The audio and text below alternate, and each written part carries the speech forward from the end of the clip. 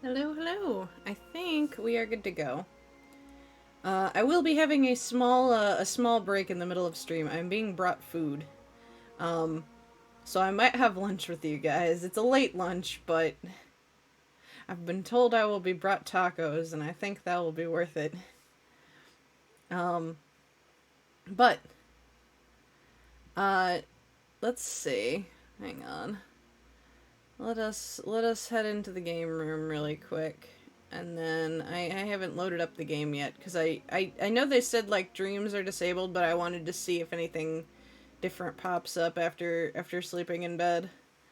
So 1 second while I load it all up. Oh, why are there two? Oh, it's cause of hang on. Let me get that. Pop. Okay. Excellent. All right. Here we are. We've got a lot to. Oh, Alexa, what the hell? Stop it. Take a look at the help section in your Alexa app. We're off to a great start. Alexa's already going off the chain. She knows I'm trying to hack into the mainframe. I know. I said your name. Amazing. I think she understood "Let's go" as.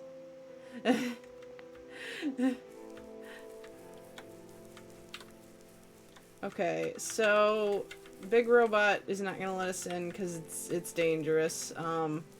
We should tell the little robot that he's in trouble. Hang on. There's squares all over the big robot. Ah, that is outside my capacity for help.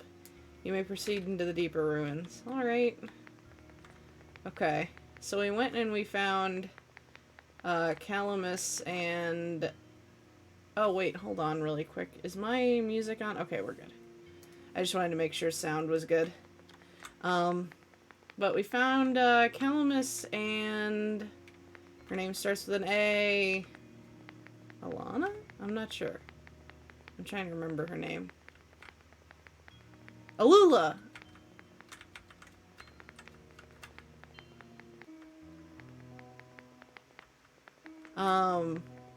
So we were gonna go and get help from them. And I think that this is gonna involve the journal somehow. At least the courtyard is unaffected for now. We usually get to the burial grounds through our friend, but he hasn't been here in forever. Normally this courtyard would be where we meet up. I hope he comes back soon. Oh, I hope their friend isn't... Oh no. Oh no. Oh no.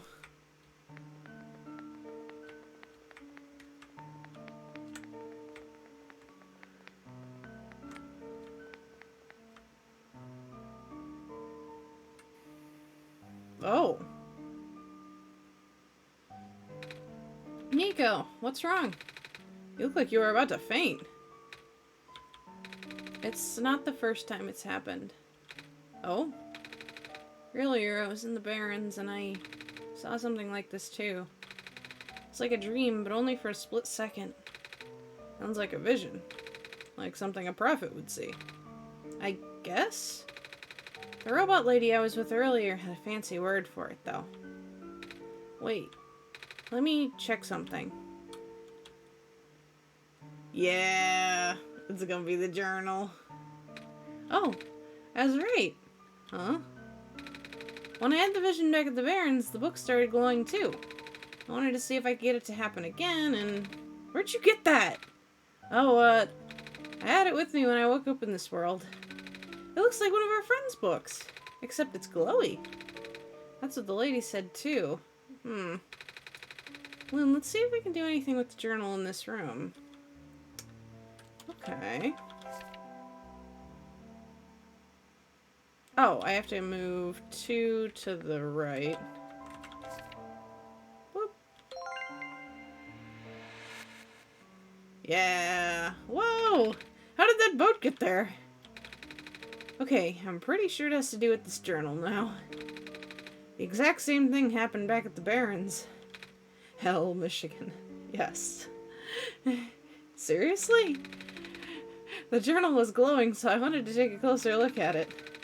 Then I found a page that looked like a drawing in the room we were in, and then a minecart showed up. What? What? That sounds freaky.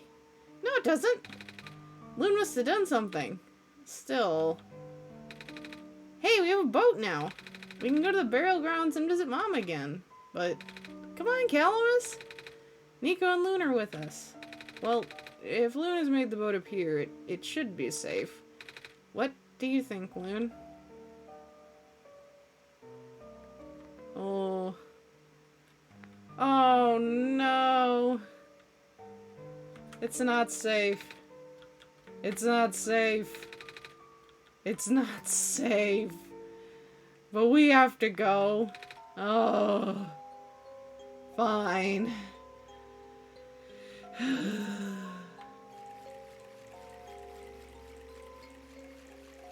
I don't want them to come along.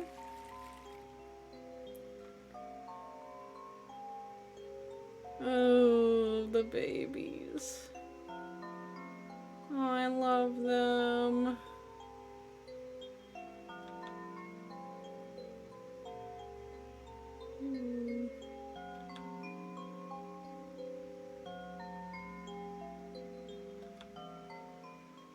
Yeah.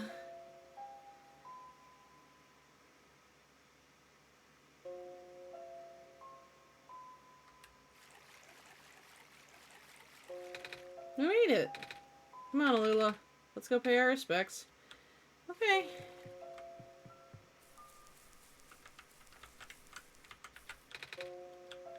Okay, I can't read the gravestones.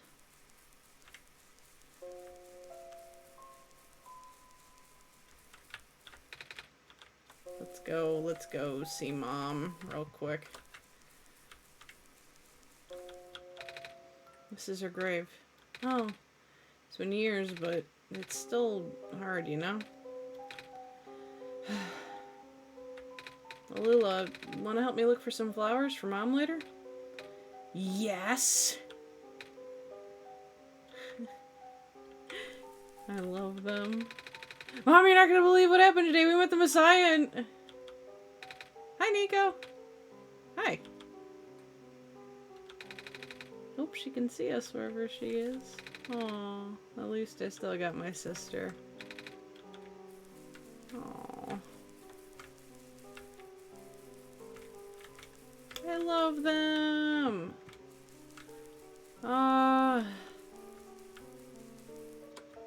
Okay, at least nothing bad is happening yet. I'm nervous. I'm nervous. Hello? It's you. You, my name is Nico. Ah! Nice finally to meet you. No wait. It is a pleasure to be of acquaintance at last, Nico. My name is Cedric. Oh! I'm supposed to be looking for you too. I'm aware. A prototype had contacted me earlier, saying that you'd be on your way to the city. He did? He sent me a message after his memories were restored. Oh! He told me to wait in the city, but I thought it'd be faster for me to pick you guys up. Turns out that was a terrible idea. Pick us up? Wait, you can fly that plane? What is a plane? That thing behind you. Oh my god! Oh, you mean the flying machine. They're called planes in my world. Oh. I did not realize they existed in other worlds. Wait, are you the friend that Calamus and Alula were talking about then? Is this the same flying machine they were talking about? I do not know anyone named Calamus or Alula. I think they're meant to be friends with my father. In previous iterations of the... Your father? He was the original owner of the flying machine. It's one of his greatest inventions, actually. Your dad invented planes? Flying machine. It's cool either way. Thanks. But to answer your earlier question, I am proficient in operating the machine. but something weird happened to the engine when I was in the air earlier.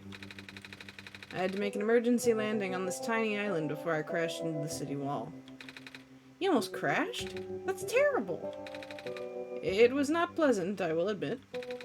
I wonder if the engine problem has to do with the square particle disruptions. I checked, but there isn't any of that square stuff inside the machine itself. But I noticed some islands in the glen are really messed up now. They are. Guess I should have listened to Proto in the first place. Say, where is he? He said he was coming with you. Is he still back at the main islands? Oh, actually, back at the Barrens, there was a cave-in, and then a bunch of squares. He and the robot lady, neither of them made it out. No. He did give me this, though. This disc he pulled from his head. Oh! Oh, thank goodness. He gave you his main drive. As long as I have this, I should be able to bring him back. Really? It's gonna be hard, but yes. You need all three of us for the big door. But first things first, we need to find a way to go to the city. Right. The city gate is kinda kaput now. If this machine was working, we could just fly right in there. I've isolated the issue with the machine, but I can't repair it with the stuff I have on hand. Oh, what's wrong with it? The battery in the engine is dead, and the engine has some gears that need to be replaced. Hello! Welcome in! We just started.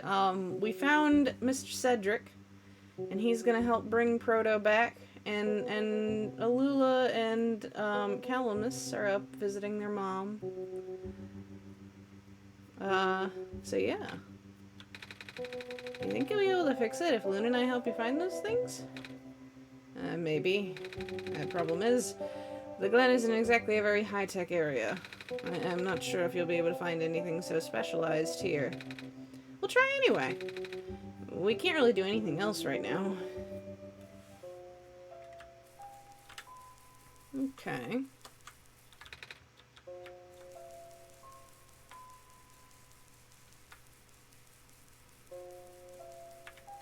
Well, I don't know where we'll find any of that, but maybe we'll ask our friends and see if they know.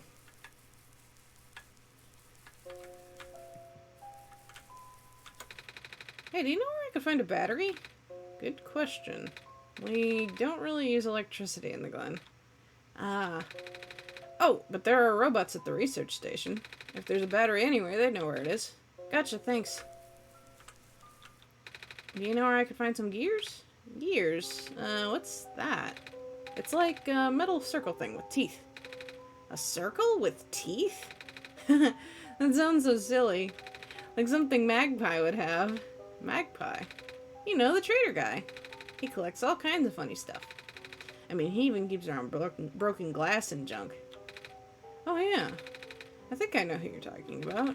He's such a weirdo. Okay.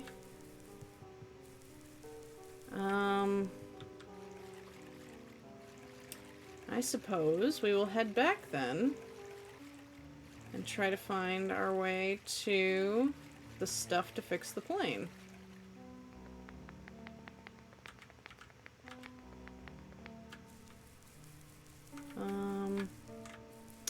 Let's see.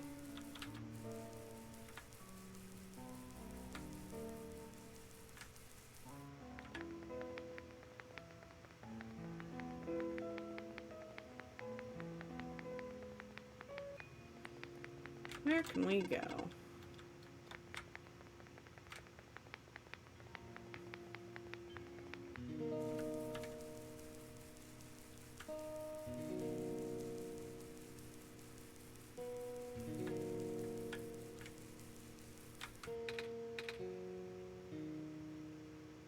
Oh yeah.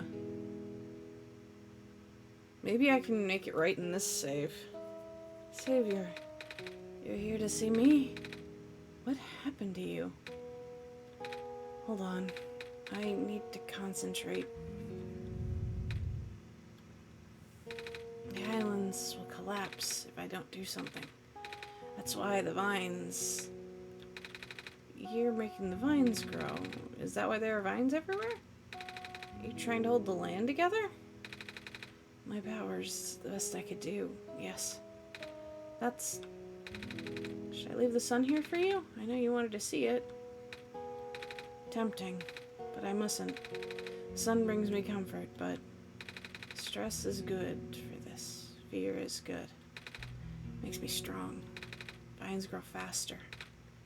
But if I'm at ease, the vines might retreat. They're all in danger, Savior. The villagers, the children, my final hours mustn't go to waste. People deserve to live, even if just for another day.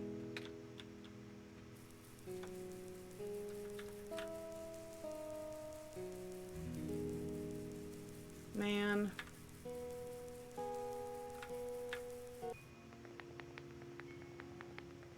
It's a harsh world we're having to go through to find the truth. Gonna be real. Oh, that might be folks getting home with my food.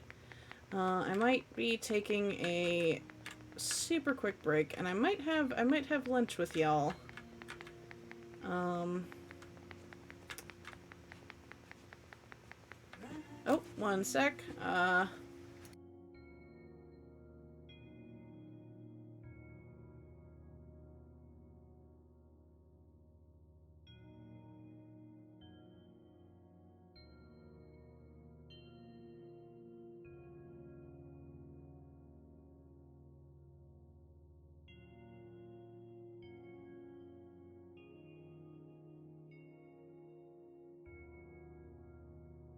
Oh my god, that's precious. I love... Also, my food is here. So, one moment while I indulge.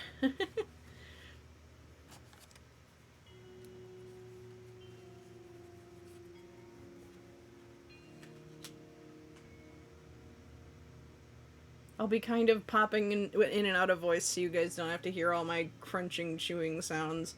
But I will still be here to talk.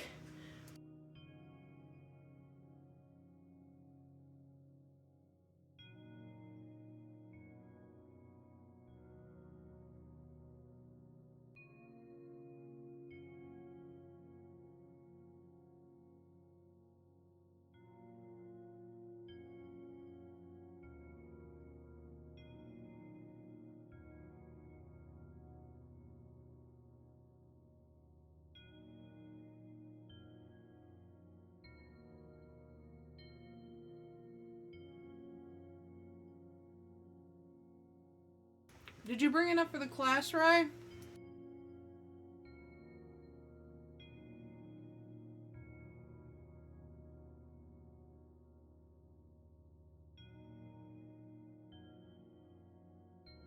Man, whenever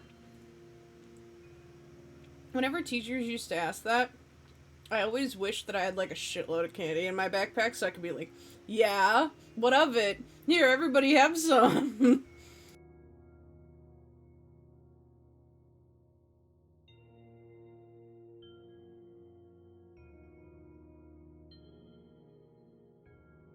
I shall have a sip.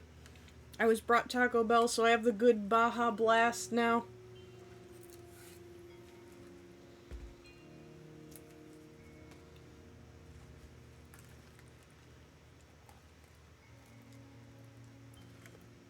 I'm doing my Baja best.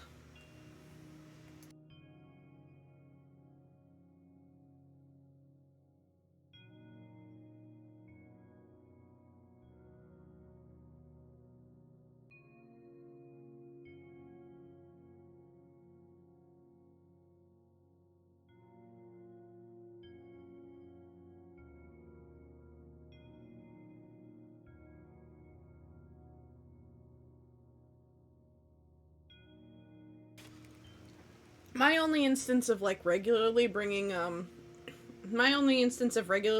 food to class was when I was in university. I needed to run to my first class of the morning, I didn't have time to make breakfast at home. or get something, on the way. So they had a cafe right outside where the class was. Like, I'm talking literally like 2 doors away.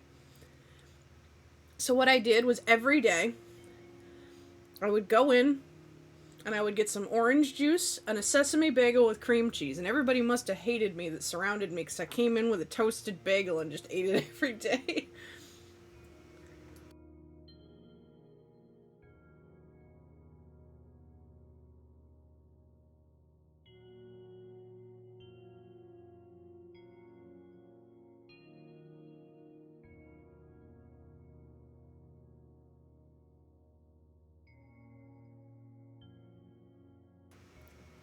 The good thing was that, like, since it was a lecture where there was, like, hundreds of people in one room, like, it wasn't really disruptive.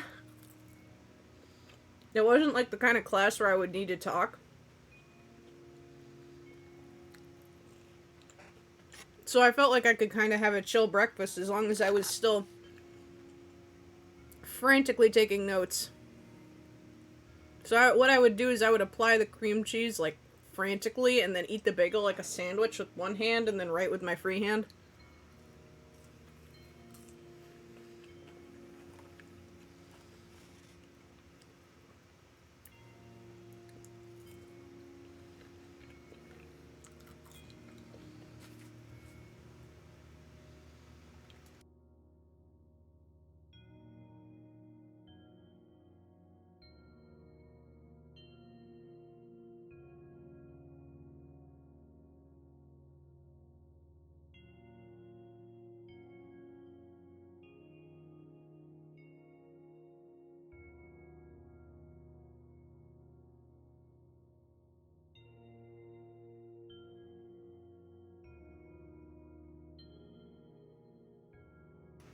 I saw the Moki drawing. Oh, that's actually a really good point to plug my Discord. If you guys are ever interested in off-stream shenanigans, or if you ever make stuff that you want to show off, I love when people do that. I love when people show me their pets. I love when people show me their drawings. And if you would like to, you could type !Discord in the chat and get a link to our little community.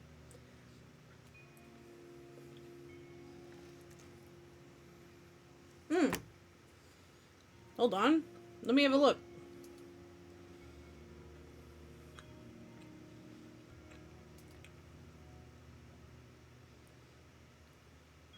Oh my god! The Clippy ship! No shit, I can't believe it! You did it! Oh my god! I have to beg Zix to play this on his next FTL stream.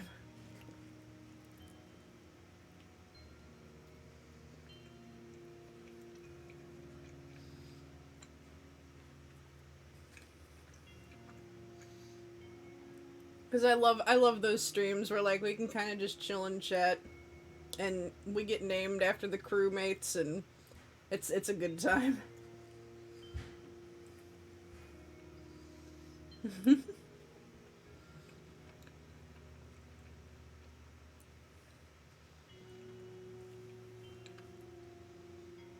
Oh my god, no way.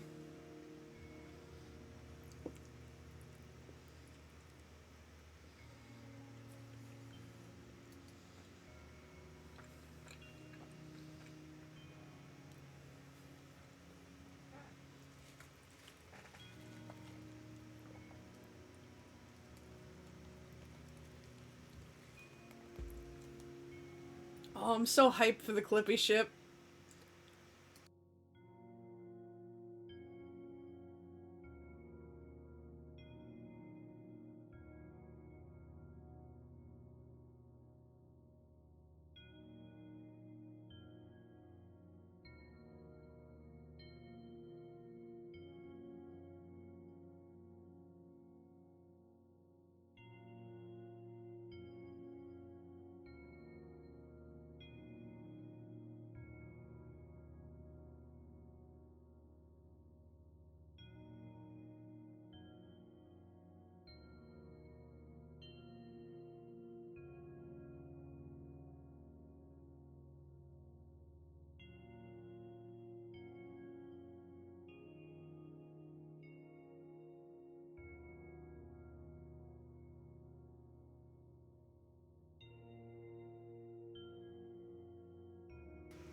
Oh, while I'm eating, I do have a question to pose to the chat.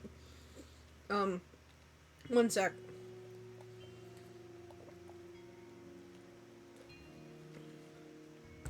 First of all, for everybody, favorite flavor of Mountain Dew. And if Mountain Dew is not like super common in your country, because I'm not sure how common it is outside of like America, just favorite flavor of soda in general. But secondly, I want to know if anybody here regularly plays Overwatch, and if so, what roles you like to play. Because I am thinking of organizing more viewer games. And so, you've never had Mountain Dew before? Whoa. I'm just curious to like see about what kind of gang I can pull together. Okay, I love Mountain Dew. I mean, I don't think it's my favorite. I still think that Coke and Pepsi are the best. But like there's such a variety of Mountain Dew. Perhaps too much of a variety.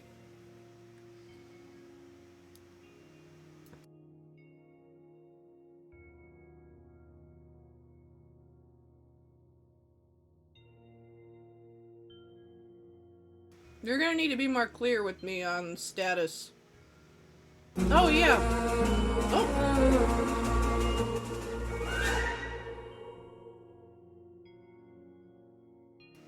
I will probably be gone before you're back, because I don't want to be spoiled on this game, but 3 months baby. Thank you, Damien. Oh my god. I still need to get my badges updated. I forgot. Oh god. But thank you so much. Oh my god. Right now I'm just eating and talking about Mountain Dew. Overwatch is free. If you had the base game, you have a bunch of heroes unlocked already. Like everything that you would have had in Overwatch 1. If you're just getting into Overwatch 2, they have you unlock some shit. I don't know why. I think that's silly. But, you can link cross-platform accounts. So if you were playing on console and you want to play on PC, you can still link your accounts so that you have all your shit unlocked on PC. Skins transfer from Overwatch to Overwatch 2. I don't want to be too much of a shill about the skin thing, though, because their monetization has been garbage. But yeah, anybody who wants to play, I'm getting a gang together.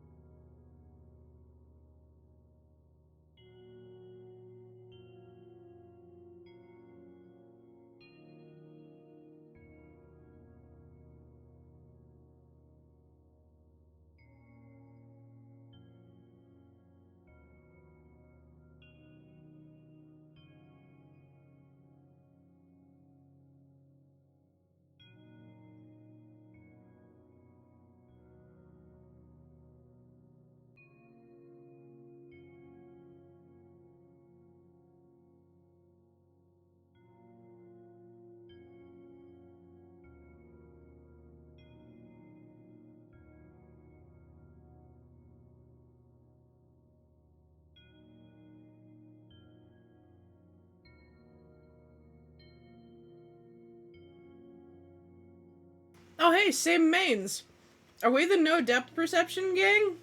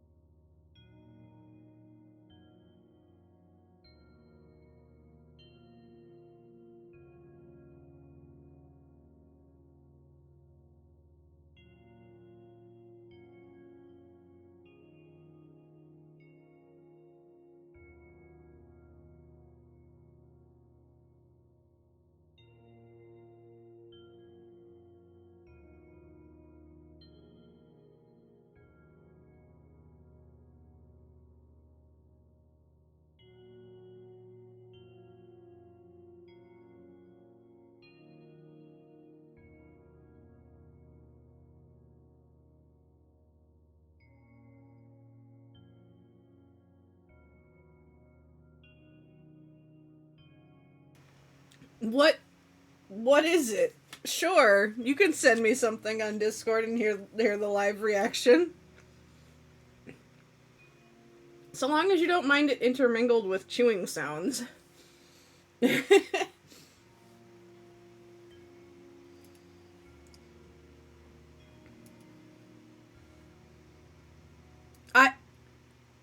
What's the occasion?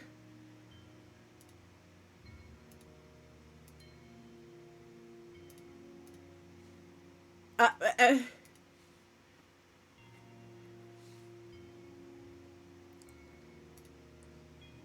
I have been sent a very sharp-dressed man.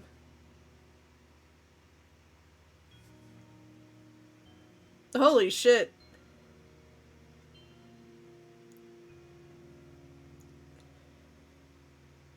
Well, damn.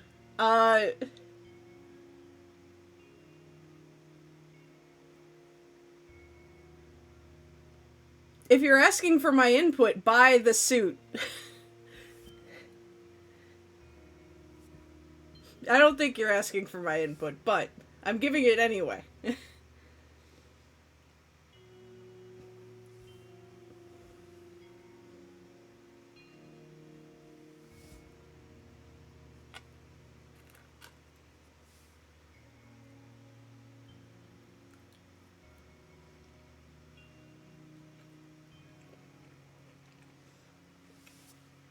I don't know if I'm allowed to share with the class, so I won't unless you want to.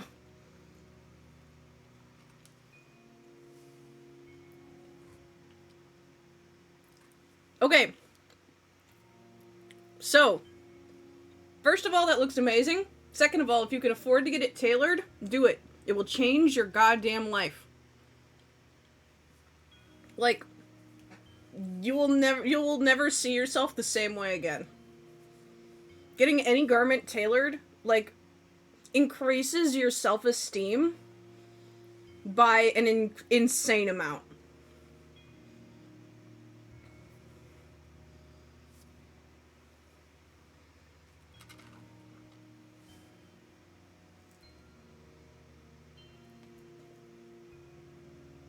It's just a charisma buff, just flat across the board.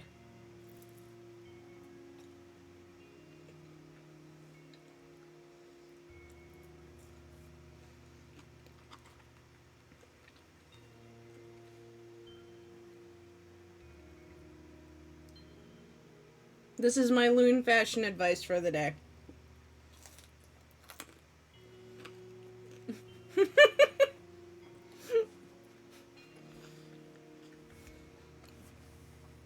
You know, that's not the reference I want to be associating with that, but, like, it is a good reference. Yeah, see what kind of deals you can get in your area, because it's worth it.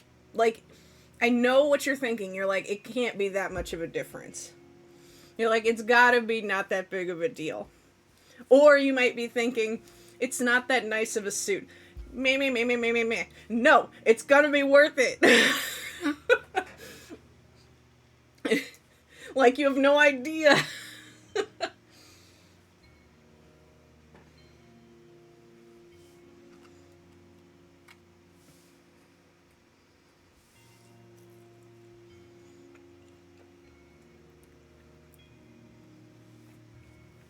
I do realize, though, that cost is a limiter in that I have to get a dress tailored for a wedding, and I am, like, on one hand, I'm, like, really fucking excited, and on the other hand, I'm like, no. Because I'm like, but my money, please. But I also know that when it's done, I'm gonna be like, I need to show everybody.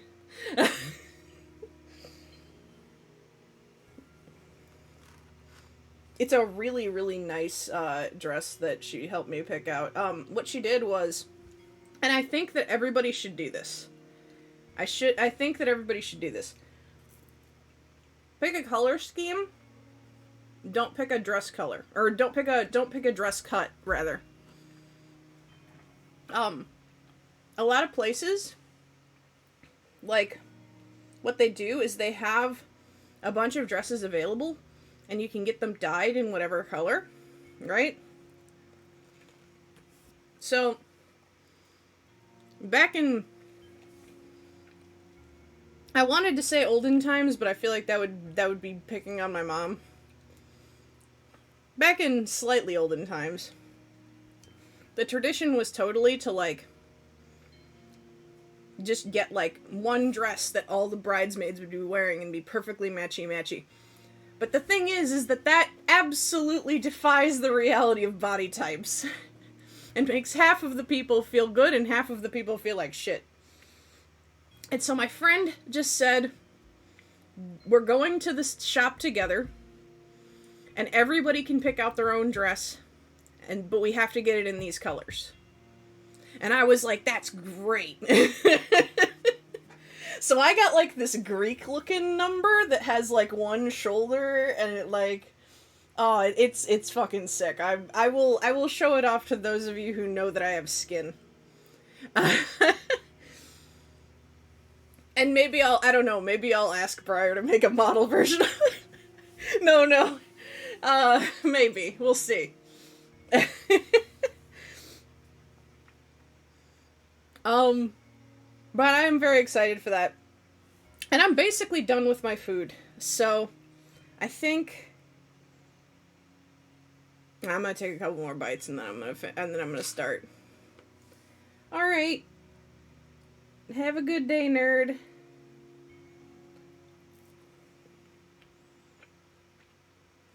Oh my god.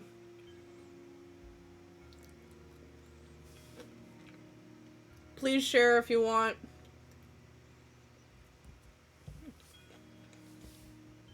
I will freak out over a suit on any day of the week.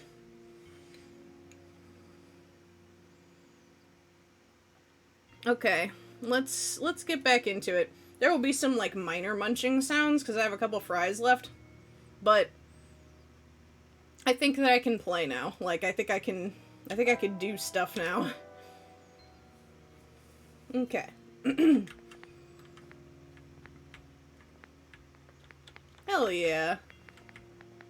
Okay, so we were looking for the research center, and we were looking for the trading guy. Oh, one sec. Let me actually check that real quick.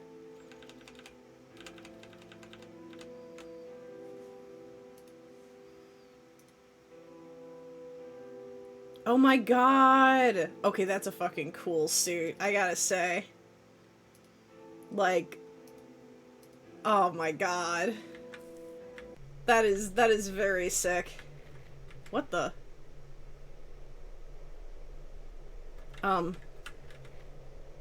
Okay, I'm gonna come back to this. Give me a second.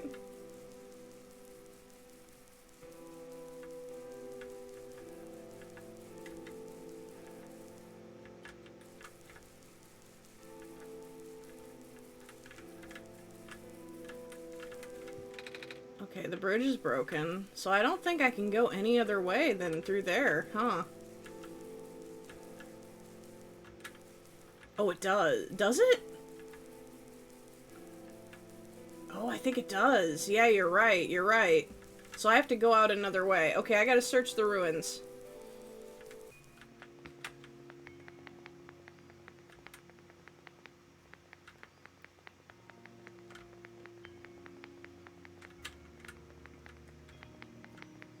I know, right? Suits are magical, okay? Like, bar none. Like, a fantastic invention.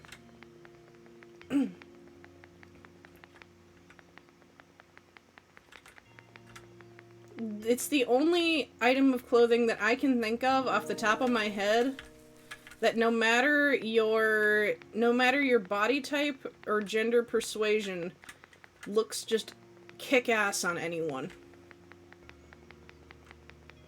Like, nothing else is that versatile. Nothing.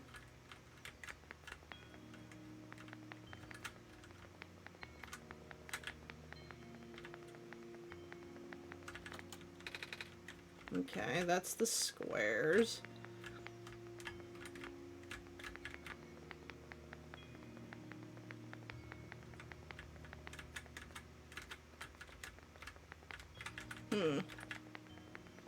Where are we going? Where are we going? Oh, I think we're going up through here. And then around. Nope, more squares. Okay, Give me a moment. Where the hell? Where do I go?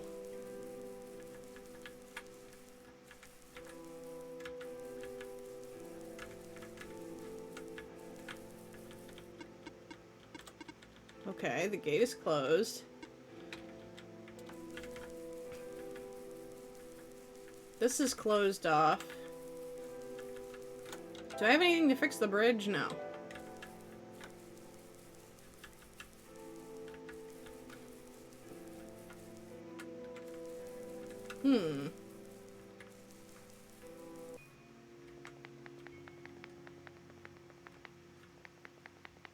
I'm just trying to remember. Excuse me. I missed a door? The door up there was to the bed, right? So up there. Can't go through that. This is to the bed. And then... how do I find my way to the trader? Okay, hang on. I'm gonna try to, like, maze this out. Okay, if I go this way, no doors. Okay, we're gonna say this level is a level. No duh, it's a level, but you know. Okay, that has squares. That is no doors. We're gonna go this level.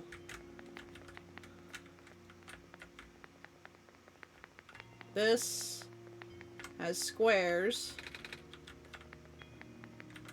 This has nothing. This is nothing. Okay, going down. This way is blocked. This way is blocked.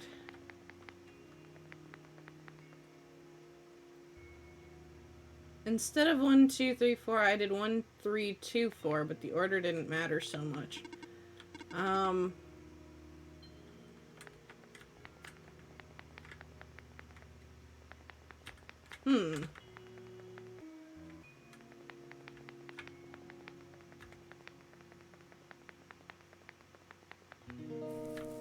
Let me see if anything else opened up over here.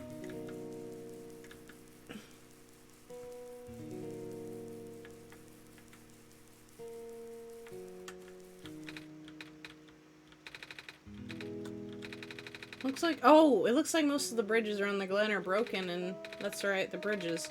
You need to cross them on your pilgrimage. Would you like me to fix them? Oh, yeah, is it possible? Difficult. Bridges are in very specific locations over water. You need to find the right points. Vines must be very strong, too. An undertaking. Ah, but possible. I intend to use the last of my strength. Please stand back.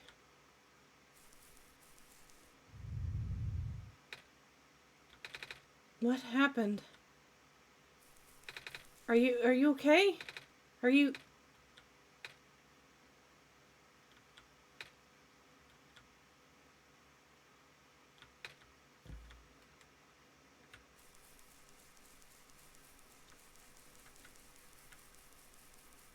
Oh.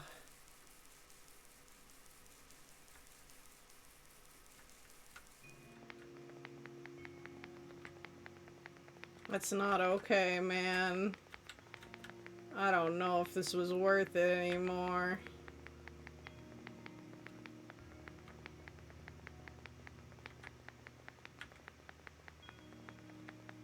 Oh.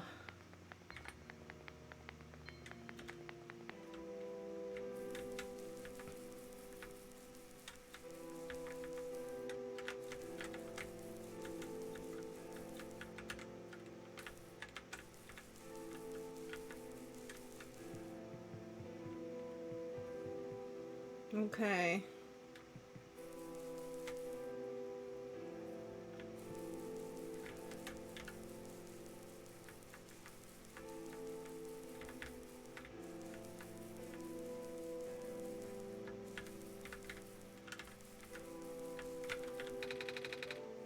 The bridge to the forest was just restored.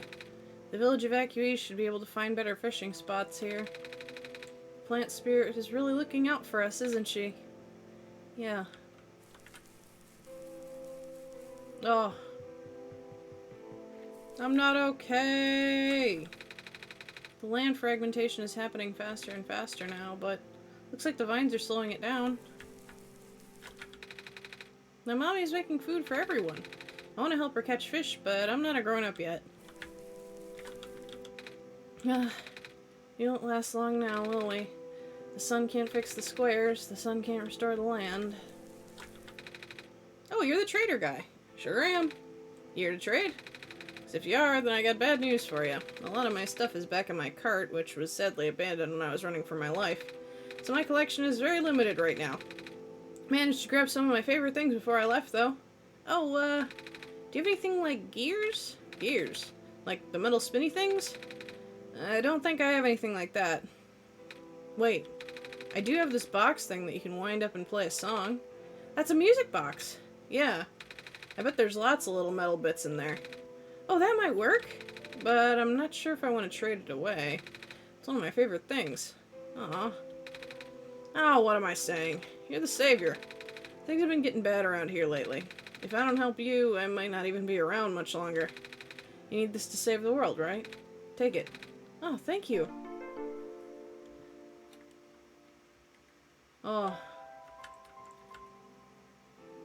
Okay.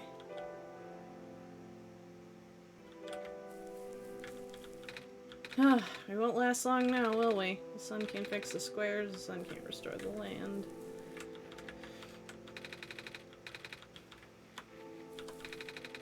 This island has more moss covering than our village did. Would have been nice to build a settlement here. Too late now, I guess. What a day. I want to talk to the spinny boy.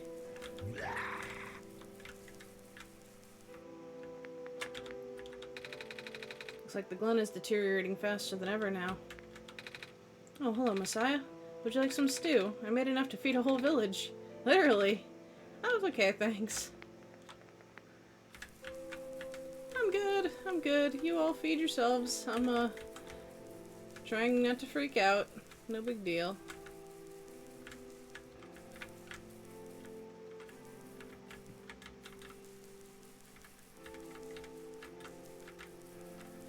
Now, where was the research facility?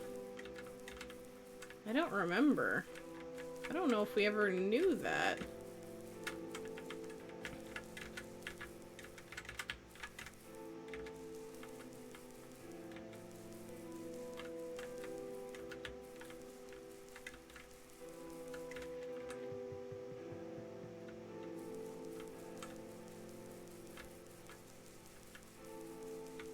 Oh, back to the Barrens. You're right. We could go back. Can we? Actually, that's a very good question because the Barrens was blocked off by squares.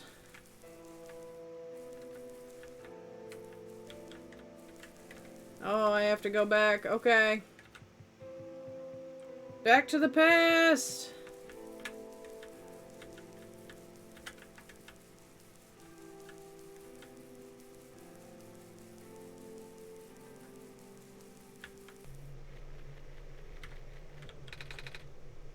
We can't go back now, Loon. But, okay, it's fine. I'm gonna go and give him the music box, and then maybe he'll tell me what to do.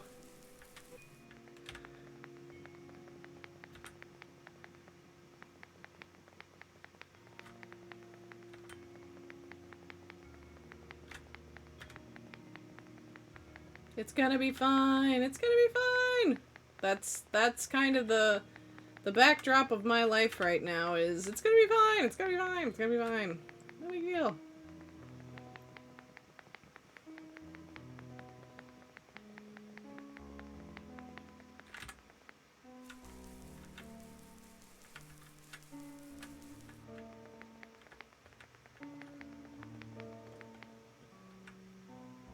All of the first island that the bridge is connected to? I don't know if I did, but let me give him the music box real quick, and then I will go back there.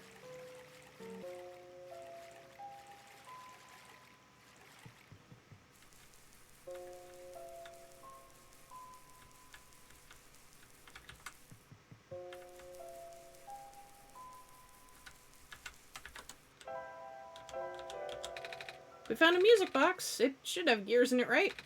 I assume so, but this looks like one of the ones that my father made. Your dad makes music boxes too? My dad makes a lot of things. Where did you get this from, by the way? A trader from the village gave it to me. I see. I remember father saying he used to trade with some of the people here. He did always love traveling the world, despite... well... sorry. I started rambling. The gears in there are compatible with the engine, although it pains me to have to take it apart. Oh, I'm sorry. It's fine. We still need a battery to get this engine running. Please do what you must to find one. Okay, blah, blah, blah, blah, blah. Okay. So I don't need to break the music box myself. And then... I assume the dialogue with these two is the same. Yeah, battery, robots at the research station. Any gears? Well, yep, I did. Okay. I was gonna say, no, Nico, you lie.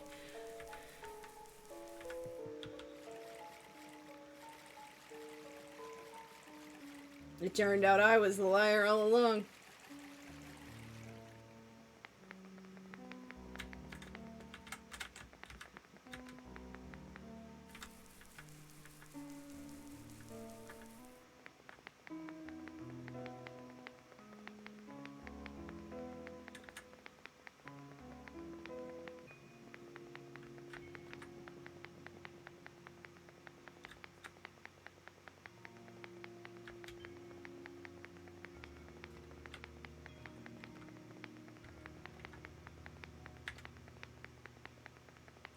Well, we're gonna look around here, and we're gonna see what we can find.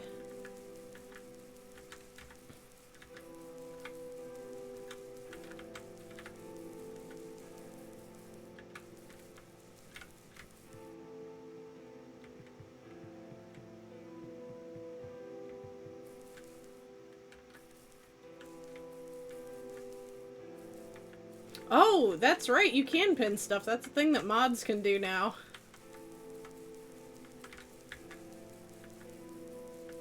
I mean, if you wanna. I'm not exactly overly precious about that. Oh, well, I guess that's a bridge to nowhere. Okay. Cool, cool, cool. Oh, these go down. Oh!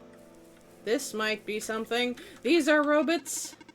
Some vines just grew around this bridge, almost as if it was an intentional repair effort. Yeah. You know where I could find a battery for a flying machine? Have you checked the power room? Let's check the power room. Hello, person. This is the main generator of the Glen. Hello. Would you happen to know where I could find a battery for a flying machine? It's kind of an emergency. I do not know what a flying machine is. But any sort of large machinery would require a high-capacity power cell. For example, the generator in this room utilizes such a device. Oh, right. I almost forgot. We had to fix the battery for this thing in the Barrens, didn't we, Loon? This is an emergency for living beings. You can use the battery from the generator. Oh, wait. But if we take the battery here, all of you guys would lose power, wouldn't you? Maybe Loon and I should go find another one. Negative. This is the only battery in the Glen powerful enough to be used as a standalone unit. If it is a dire situation, then do what you must. Oh.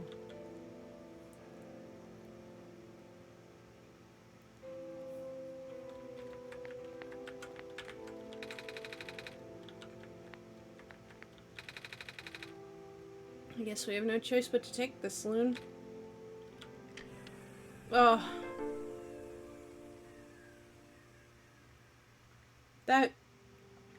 That hurt. We depowered it.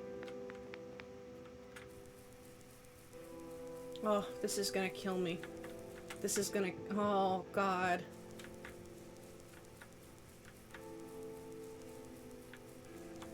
I'm sorry.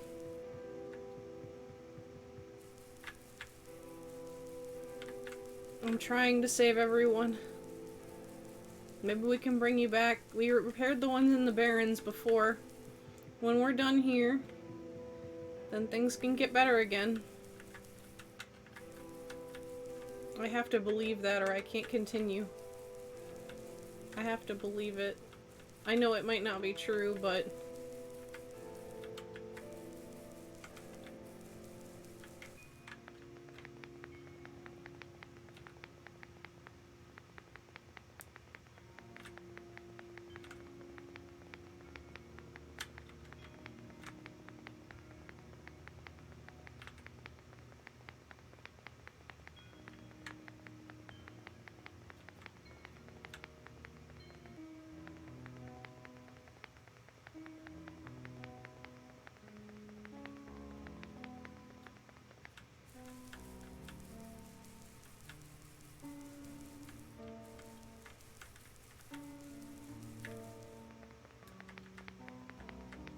Let's go! We have to make their sacrifice worth it.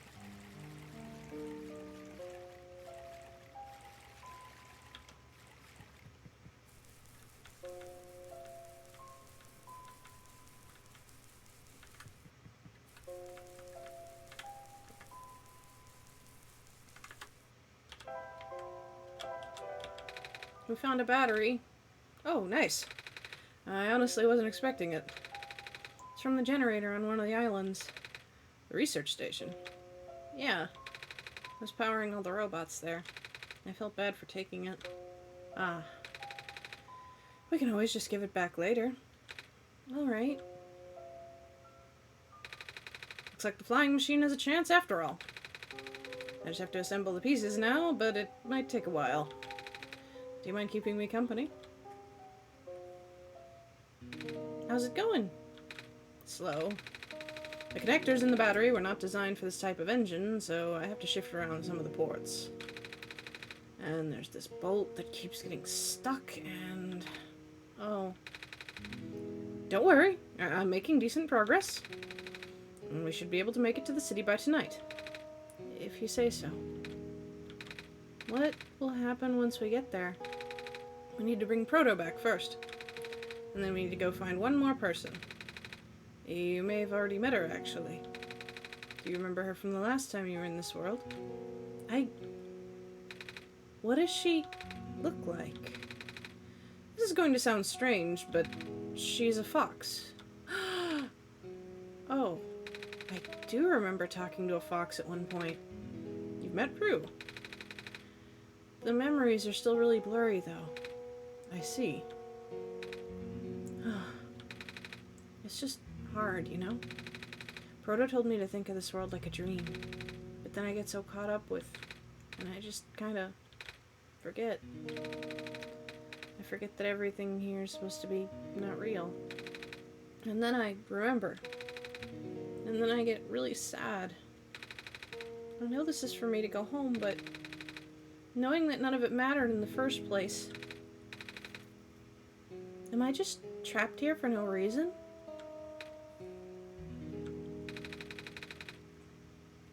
Proto also told me to not ask anyone in the world about this, saying how they don't understand. But what about him? How did he know? How do you know? Aren't you guys all supposed to be code? Well, I'm not sure what to even believe anymore. I wish Rue was here. She's so much better at explaining this sort of thing. I'm doing a terrible job of it.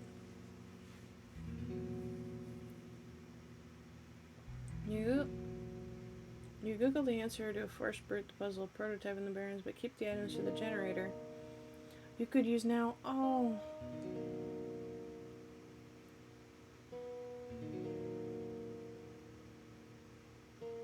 Whoa. Oh man, yeah, I remember there was a battery in the Barrens. Oh god. I bet Proto was even less tactful, wasn't he? I'm afraid I must risk sounding callous, but... Please, you need not concern yourself with how real everything is for now. The plan is already in motion. We cannot allow for distractions. Father's putting everything into this one last run of the world. The last chance for him to fix everything. Your father, is he involved in the world machine? You could say that. The acceleration of square particle anomalies was not accounted for at all, though. The patch was only built to accommodate the normal rate they appear, but they're accumulating at frightening speeds now. Proto even lost his body. Thankfully, he gave you the disc just in time. So, what happened to him anyway? What happens to anyone who gets caught in the squares? I only know it's bad. Well, you know how the simulation works, right? Everything is code? Specifically, everything is generated from pre-existing code. The squares can cause damage to that code. Most of the time, irreversible damage. Father has lost some friends in previous iterations of the simulation. It took him forever to develop the current, much more stable version. You're making it sound like your dad built the simulation himself. Wait, did he? Yeah. But how? If everyone in this world is code, how can he build himself? That's, not really what happened. So, what happened? Like I said, you shouldn't concern yourself with... Alright. Did Prototype ever tell you about the old world? He did say something about being built to greet the Messiah of the old world. I was, too caught up with the other stuff at the time to think about it. Of it at least then. Alright, here we go. My father, myself, the other two, none of us are part of the simulation itself. Our home world, the real world, was actually destroyed a long time ago. In the years leading up to the calamity, scientists from all over the world tried to stop it, but the outlook was bleak. A vague prophecy about a messiah from another world became everyone's last bastion of hope. Prototype was built to predict the future, about the specifics of this messiah. But as his predictions turned out, the messiah would not have been able to arrive to our world in time. In fact, the messiah would not even have been born before our world ended. Disheartened, most people abandoned their research and resolved to peacefully live out their final years. But some people did the opposite. Even though saving the world was impossible, they didn't want our existence to be in vain. And that's where my father came in. At the last of his resources, he built his most ambitious project yet. The world machine. A large, detailed facsimile of the old world generated from a pool of memories collected from everyone he knew. After a heavy amount of modification and an added narrative, my father was able to convert the entire structure into code. How did that code escape the old world? I have no idea. What I do know is, there's no equipment back home that was powerful enough to run the code independently. So, aside from the standard hardware, it also needed to borrow the mental processing abilities of a living person. Father used himself for that during the initial testing phases. And like I said, it took many iterations for him to make the experience stable enough. Having trouble connecting to the internet? Please. Take a look at the help section in your Alexa app. Wait, is this the world where Nico is literally the Matrix? I was starting to creep up on that idea, and I wasn't quite there, but I was like, is this all in your head? Oh, like, is this literally a dream he's having, and the reason why it shuts off when he sleeps is... Oh my god. More like Neo. But as you can see, even that's breaking down. Oh. Father caught on to the issue in the last minute, but did not have enough time to fix it. After after the world ended, the code kind of just ended up floating in the void, indefinitely, waiting for a willing operator to install it onto their own hardware. Loon? Yeah. The operator, Loon, would then generate the universe using the code, becoming God in the process.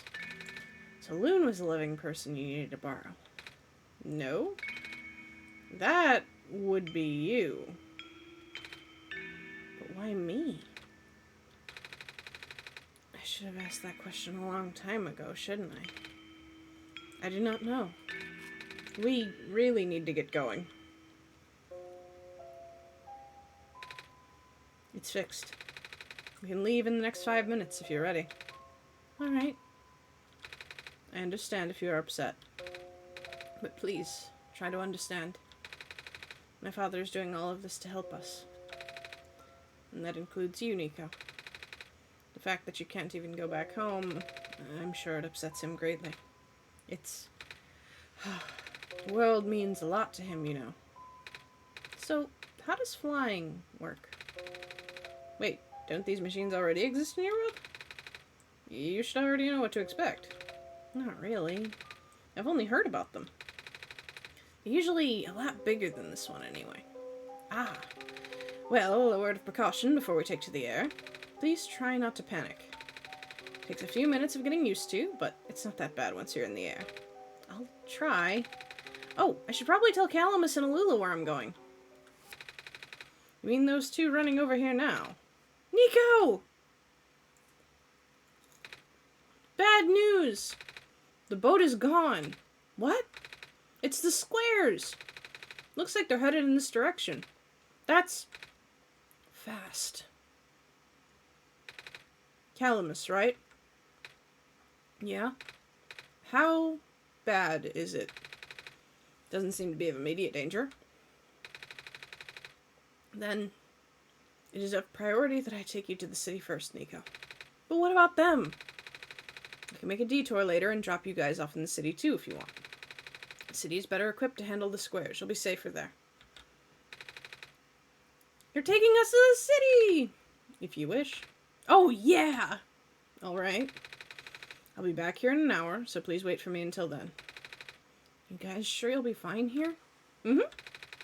Squares are still moving pretty slowly for now. Alright then. Guess we'll run into each other again soon.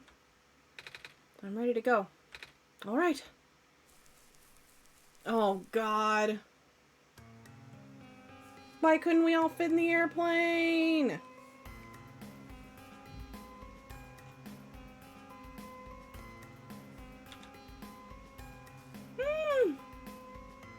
Look at him. Nico's having such a good time.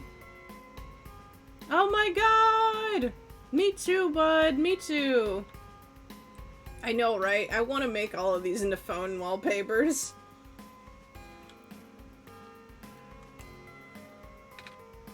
Phew. Made it. You okay there? That was the coolest thing I've ever done in my entire life. Reactions from first-timers are always delightful to watch. Hey, Loon? That was really fun. Did you have fun too? I mean, you weren't on the plane with me, but you get to watch at least, right? And Cedric? Yeah? Thanks. What for? Flying. Oh, you're welcome. And for answering my questions back there, too. And for telling me more about the world machine. I'm just really sorry about what happened to your old world, though. So, I'll help you the best that I can. And even if it's all just a machine, this world is still nice. I mean, I got to fly. I got to see the ocean. And I got to meet a lot of nice people. People like you. And Prototype, even if he's broken right now. I'm glad you're taking all so well, Nico. And I'm glad that we have met as well. Despite the circumstances. Speaking of Proto, I should probably head off now. Need to go pick up the siblings, too. That's true, those two have been waiting for a while now. In the meantime, do you remember what to do to get to the surface? I remember having to fix an elevator button. Alright, you should attend to that then. Let's meet up here in an hour, okay? Got it. Alright, now let me just... Oh no. No! They're trapped on the island. Calamus. Alula. They're... We don't have much time left. Nico, change of plans. Please give me the memory disk. Alright. Listen carefully. It's likely I'll be targeted again, so we should split up to keep you safe. I want you to find a door under a large clock. The room beneath it houses a pair of ground access elevators. Once you get it to the ground, immediately find Rue and bring her back to the room. She will know what to do in the meantime. Alright, what about you, though? I'm going to bring Prototype back. Oh my god! What? Are you okay? What? Are you okay? Don't worry, I'm fine! Don't scare me like that. Hey, Loon, let's do our best. Okay, run!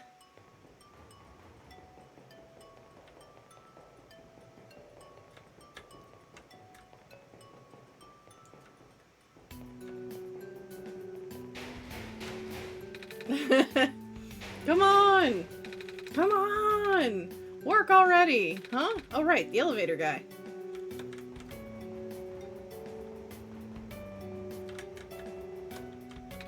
Come on! Come on! Now of all times! Excuse me. Whoa! You! Ah, jeez, I didn't think I was gonna run into it. The elevator's missing a button, right? How did you know? Lynn and I will help you fix it. Seriously? Oh, thank goodness. The evacuees are counting on this, or on me. But I've been here for hours and I can't figure out a thing. Evacuees? You know, from the West Apartments. Square stuff wrecked the place yesterday. Oh! Right now everyone's crowded in the cafe. We really want to get everyone to the surface as soon as possible, though. The library on the surface doubles as a shelter for situations like this. I see. Wait, didn't we find the magnets and stuff in the apartment saloon? The what? Looks like we'll have to find some other way to fix the button, Loon. Holy shit! Holy fudge! It's like Loon and I will need to find another way down altogether. But this is the only elevator in the area. Well, think of something.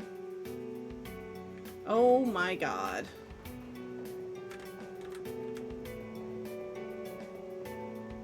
This is just where the bed is. Okay. Let's fucking go. Okay, this is all broken. Honestly, let elevator guy say fuck. Like, this man deserves it. Here we are, at the 11th hour. Shouldn't you be with the other evacuees? Maybe. I wonder if the big clock has reached 0 yet. I want to be right here when everything ends. Woman!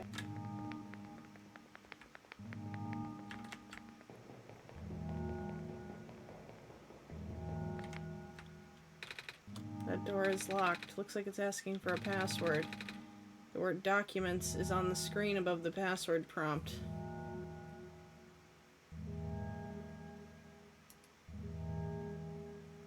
Okay.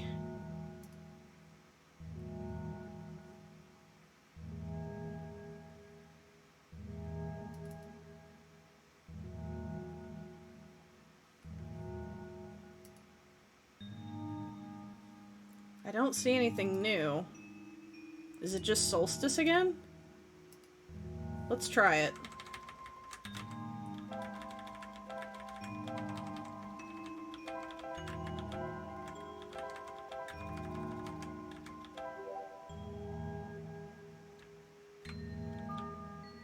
It worked.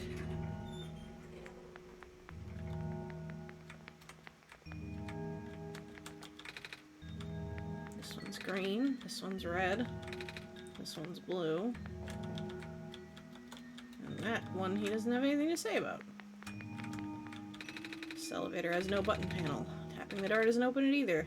That usually works. Wait, there's a lever hanging from the ceiling. Jump! Can't reach it. Okay. We'll work on it. This elevator won't open. Looks like it's stuck on another floor. Okay, now we need to go and find, Rue somehow.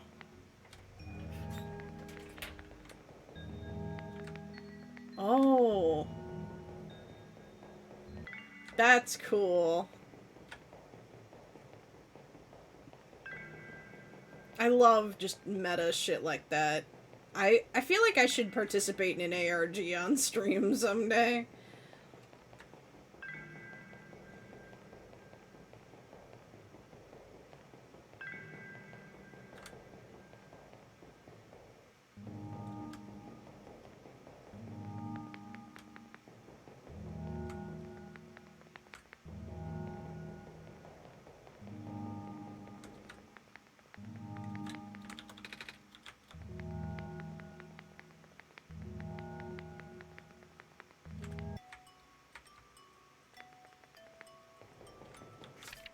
Who took my stapler? Communications with the surface have been lost. I am unable to do anything.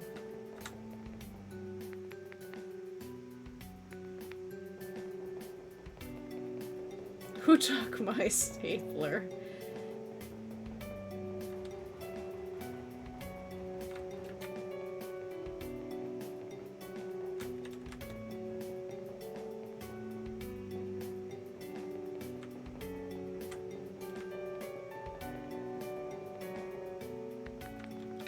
Oh! Hello, Messiah. You came at a bad time. The apartment in the west sector got destroyed by squares a day ago. Terrible, isn't it? Yeah. Ah, but at least the evacuees seem to be doing okay. We're letting them stay here for now.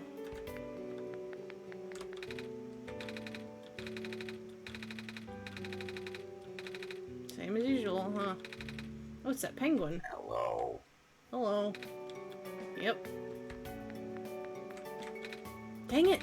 I just moved into my apartment! Now where am I gonna go? Squares make people evacuate. Evacuation makes the girl sad. Squares are bad. Our apartment got evacuated while my parents were at work. I'm waiting for them to pick us up now. I hope they're okay. At least my robot's with me. Aww. Hey. Hi. Is it me or is it really cold outside? You know, now that you mentioned it, it is really chilly this time around, Loon. Good thing you got a scarf, huh? Mm-hmm. Bummer. I had to leave most of my plants behind. This stinks. Sorry to hear. Now, speaking of plants, I heard the Glen is just covered in mines now. Is that true? Yeah. The plant lady was using them to keep the land from falling away. The plant spirit? Maze? I figured. Say, how's she doing? That implies that someone in the middle of an evacuation decided to steal a stapler that was glued to a desk. You know, I love that too, and also, like, that's the kind of shit I would do in a panic situation. Like, I would 100% be like, what do we need? What do I need to survive? And then, like, I'd just see, like, a stapler on a desk and be like, I need that. That will help me live. She's gone, isn't she? She said she was using up the last of her powers. I wouldn't be surprised. She always did her best to protect everyone.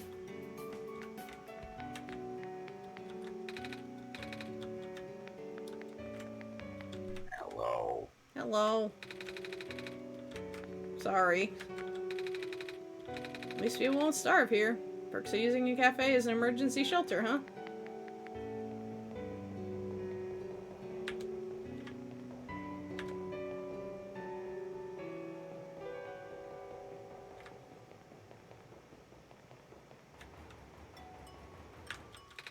We found some elevators. What?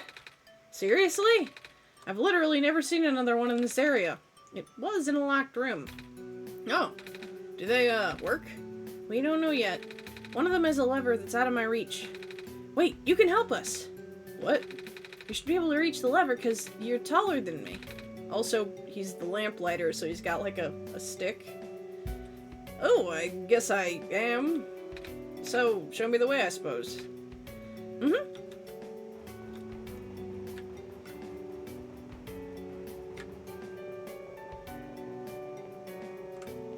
The pothead NPC is just there to remind us from Maze.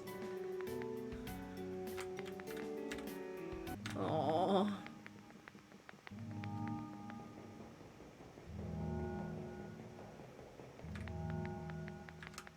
Oh right, it's in here. Let me in. Okay. Hold on.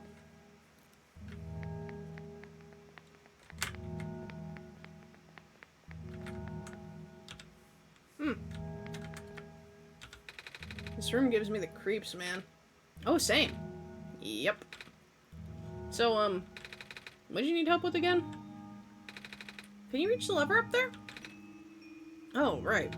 Wait. I'm not that tall. That was worth a shot. I got this. Yeah, he's gonna use the stick. Nice. Thank you, mister. No problem, kid. So, you coming? Mm-hmm. I'm gonna take a sip real quick while we're elevating. Oh! Neat. Well, looks like this elevator works alright. I'll, go get the evacuees, I suppose. Mm-hmm. No! What is going on? No! It's the square stuff, isn't it? There aren't any in here, but I can hear them just outside the door. Yeah. Hold on, maybe Loon and I can... No, it's okay. Looks like the squares aren't inside the elevator yet. You're in a hurry, right? Go do what you need to do. But what about you? I'll figure something out. Okay. Oh, God. Okay, I need to get Rue. Rue wasn't in the tower. Rue was in... This door won't budge. Rue was in the city. So I need to go... out here before I get to the tower.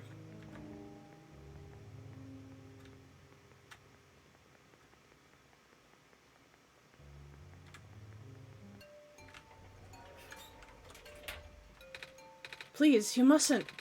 The labs could collapse any moment now. Let go of me.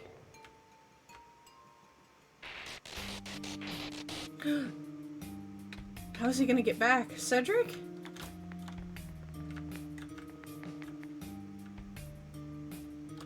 No. I couldn't stop him. Miss? Messiah! Oh, you came at an awful time. Come on, we have to get out of here. Where to? Where everyone else is right now.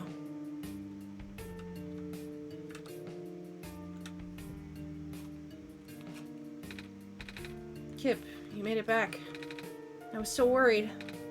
I see you found the Messiah. Yeah. We ran into each other after this boy forced himself into the lab complex. I couldn't stop him. Personality 3. I don't know which one this was. I don't know why he was being so insistent. He said he needed to go rebuild a robot. Oh, you know him? Yeah. Robot. Are you talking about a boy with white hair and goggles? That's Cedric, yeah. He said he really needed a book from the back room and said it was an emergency, and I let him have it and he ran out and... Oh, I should have stopped him. I hope he's okay. Yeah, I hope he's alright too. Well, with any luck, maybe the lab complex can hold up long enough for him to... Oh, the tired and low self-esteem. Okay, I think I got the voice for that then. I think I nailed it. Oh my gosh. That was... the labs? That poor kid. No! Not him too! I'm sorry about your friend. Last time we spoke, he told me to go look for someone on the surface. I need to get going. You shouldn't go out there. But, oh, help me out here, Kip. George is right. The squares seem to be targeting a lot of the weaker constructs in the city. Only the library has enough structural integrity to withstand collapse. It's best if you stayed here until things stabilize, however long that takes. But, what about my mission? Don't you guys want me to bring the sun back at least? Oh, but even if you do bring the sun back, the squares, they'll still be here. Sadly, not to mention, even getting there is going to be hard. And if the world is like this, there's no telling what's going on in the tower. And if anything happened to the Messiah, of all people, I'm not sure if I'll be able to forgive myself. A friend of mine said something about this forever ago. It's better for the world to die naturally. No living being should have to carry that burden. At the time, I thought it was still her faulty code speaking, but now I'm starting to understand. Messiah, I'm sorry. I'm really, really sorry. All this time, we've burdened you with our hope, our faith, blissfully ignoring the fact that you're just a lost child. Well, you're probably more scared than any of us, aren't you? We have been dealing with tragedy for so long, it's become background noise to us now. But for you, it must be so terrifying. And now you're stuck here with the rest of us, being held back by the very people you were told to save. You must seem so ungrateful. It's okay. When I first came to this world, a long time ago, back then, all I wanted was to go home. Loon, do you remember? The very first time. I'm not sure how far back it was for you, but I remember towards the end, I actually wasn't sure anymore about going home. Even knowing the world would be doomed eventually. I still wanted the people here to be happy. So when you told me to return home back then, I wasn't sure, but I trusted you more, Loon. But then I just came back. You, what? And then I found out about the world being like this. Prototype said to forget the things he told me. And Cedric told me not to think about it too much, but I'm sorry for getting upset at you back at the mines. I thought, for you to know all that, yet continue doing this, it just seemed cruel. But then I realized something. You really wanted to save both the world and me. But at the end, you could only choose one, right? Is it really hard for you too? It must be. Yeah. You have no idea, bud. If the world isn't broken, will that choice still be there? Do you still need to choose between one or the other? But even if it is, I really want to save this world, Loon. Even if it's more dangerous this time around. Even if so many of the nice people we met were Loon, I'm not afraid anymore. That's why I think you guys should let me go. I promise I'll be okay. Please? If you must. It wouldn't be right for me to keep you. Well, if George is fine with it, I guess we should let you go now, Messiah. But promise us you'll be careful, okay? Mm-hmm. You guys be safe too. Oh. Man.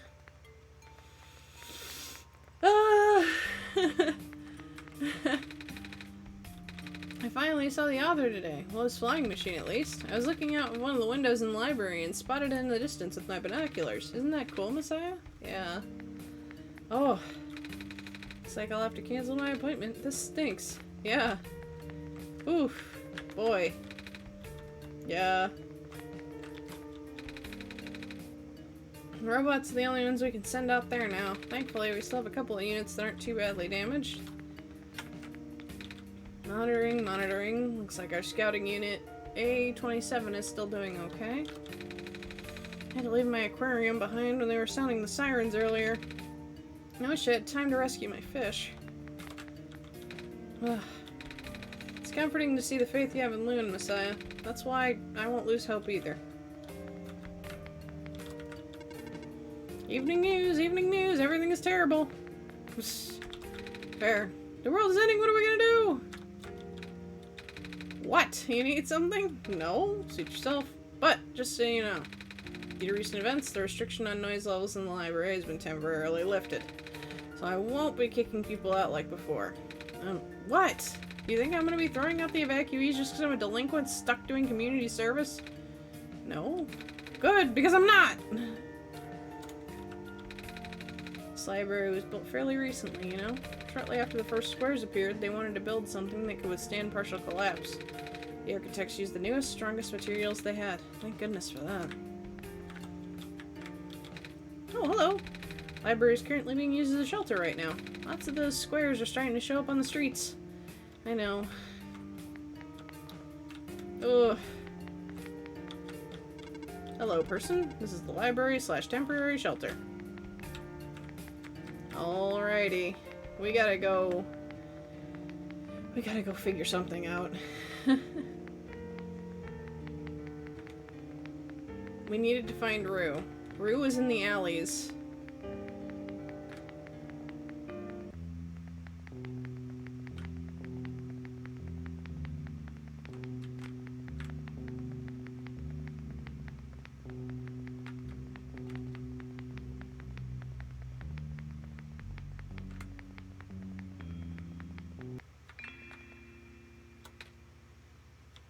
You're here! Nico! Are you Rue? Yes. Did you already meet the others? Yeah, but everything is in place then. Come on, let's go to the clock room.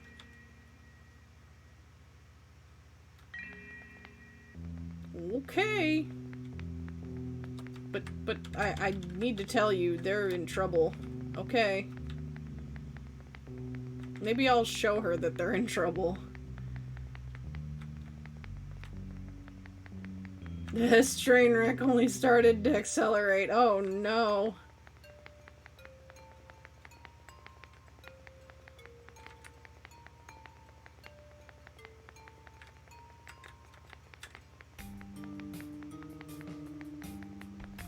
Now we know what the fox says. Right, this is the way to the library. So we gotta go here and then back around. No, it has to... Wait. How do we...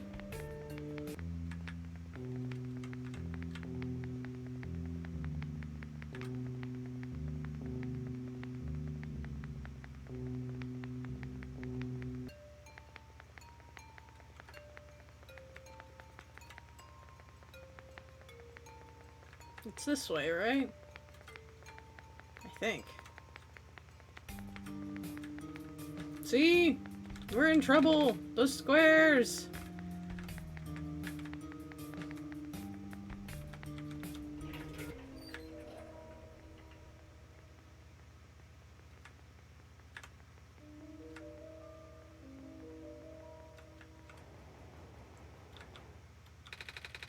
Let's see if this elevator works. Oh my god.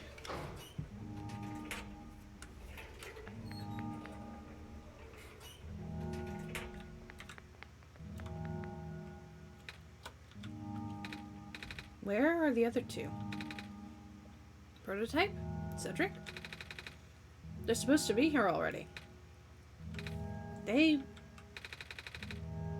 Prototype's body was destroyed back in the Barrens. Cedric was gonna bring him back with the memory disk, but he was in the lab complex when it collapsed. I don't think he made it. Oh. No.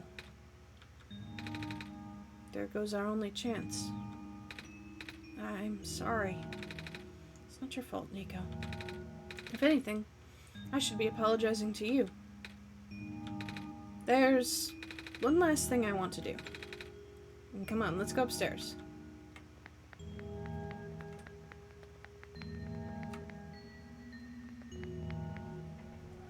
Oh, this is gonna make me cry, isn't it?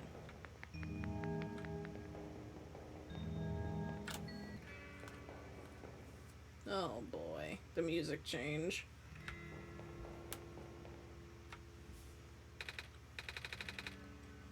You know, this is the tallest building in the refuge.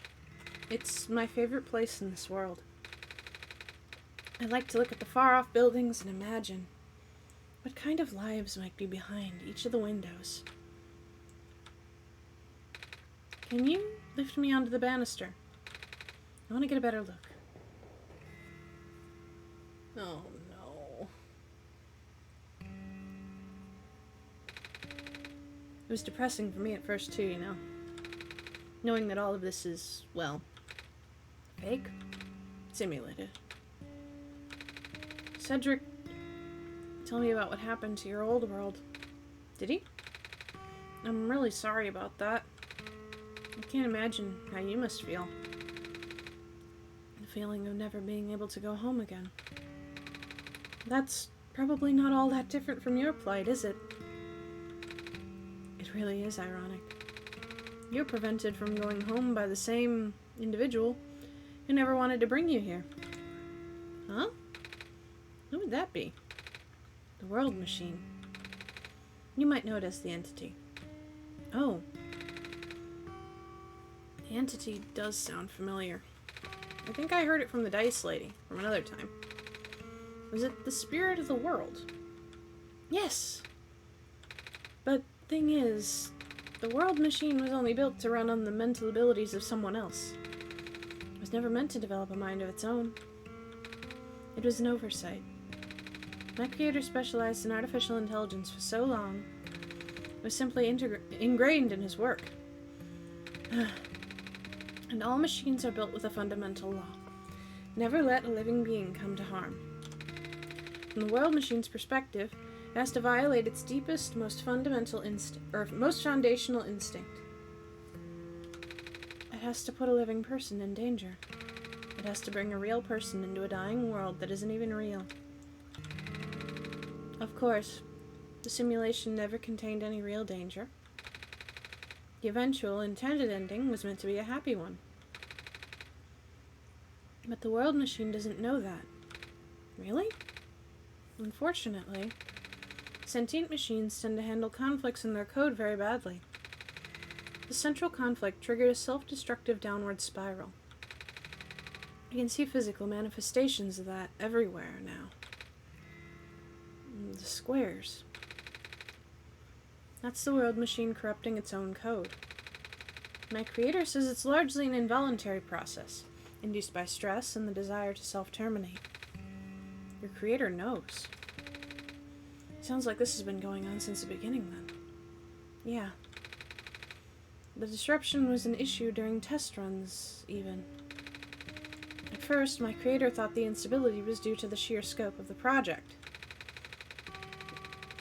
He spent most of his remaining time testing it over and over again, scaling down the story, reiterating the narrative, and by the time he realized the actual root of the problem, our home world's remaining lifespan was measured in mere days. Oh. Was there any way for us to fix the World Machine? We tried.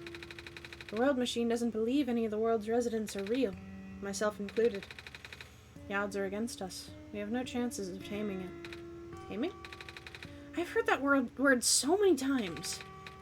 I only know it's complicated, and it has to do with robots, but for once, I want to know what it really means. And that's what I'm here for. Do you know what a robot is? Yeah? No, I mean, do you know what a robot is? A robot is not a real person, is it? Right? It's a being whose entire existence is code. Inflexible programming with thoughts dictated by someone else's design. They can be copied, they can be mass-produced, then can be assigned all sorts of jobs. And most importantly, they will never confuse themselves with the living. They will always be bound by their code, the knowledge that they are a robot. But this was more of a limitation than anything else. Ah, that makes sense. You can't really build a robot to not follow its own code, can you? People have tried, but it's a recipe for disaster. In a way, that's what happened to the world machine. The code conflicts thing? Yeah. But, well, you can't build a robot to not follow its code. You can establish a special bond with it. If the strength of that bond is strong enough, the robot's mental capacity will start to develop outside of its programming. In a way, it's starting to believe itself as a real, valid individual. It's a complete suspension of disbelief on your end, though. You have to fully embrace the robot as a genuine, living person, even knowing they are not. You need to spend a lot of time with it, treat it like a good friend, devoting your heart to the robot until it is able to return your feelings. I make it sound so easy, don't I? But you and Loon know better than anyone that's not. Right now, the world machine is probably really, really scared. This content update involved some pretty deep code work. My creator was able to access some of the source code, you know. He did what he could and established new connections between maps. Those links enabled you to meet the other two.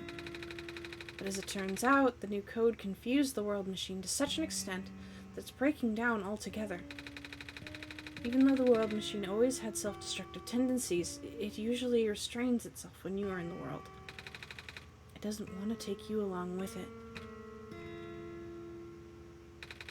All my creator wanted was to write a happy ending. Right now, the only hope of saving you is to take you through that ending. But now the other two are gone. I don't even know how we're gonna get you there.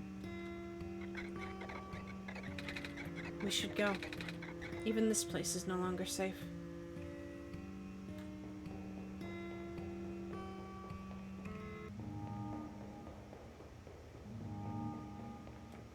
Oh my god.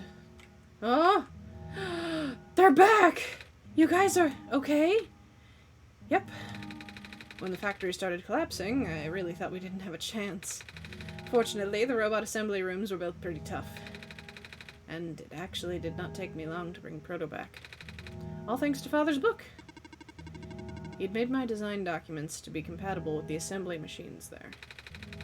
All I had to do was scan in the blueprints and reconfigure some machine settings.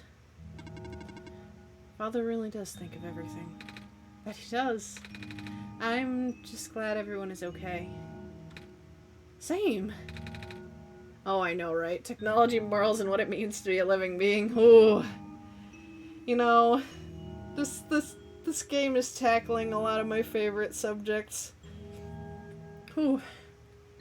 We're ready to go now, Nico. Oh boy. Let's go. Let's do it.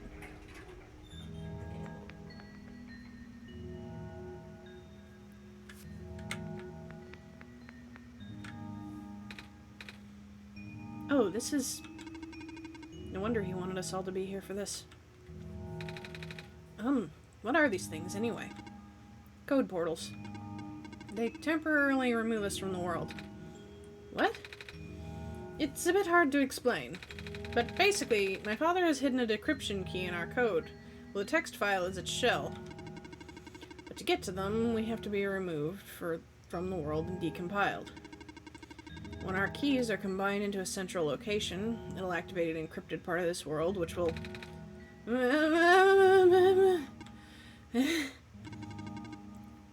Rue, maybe it's better if you explain. I'll attempt. Basically, these portals all represent a physical location on Loon's machine. Oh. And when we enter these portals, we'll be sent to that location. Wherever that is. I'm sure Loon is already pretty familiar with retrieving puzzle pieces from this world on their computer.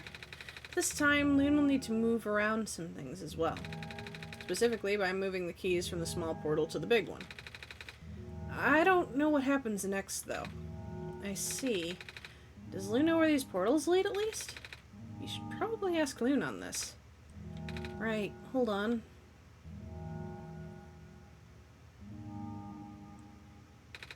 The journal's glowing again, Loon. Okay. Let's check this out real quick.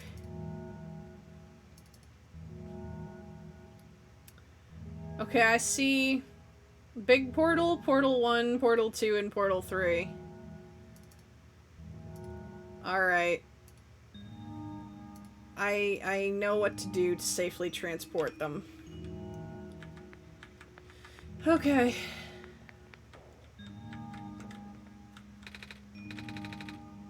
This one would be meant for me then. This one is blue. That's mine then. This one's green. This one is configured to my code, I think. But then what about Nico? What about Nico?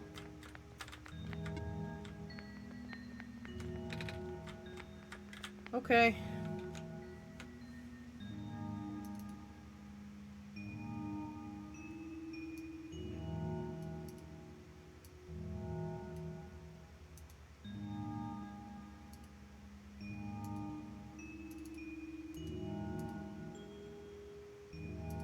I just moved Proto.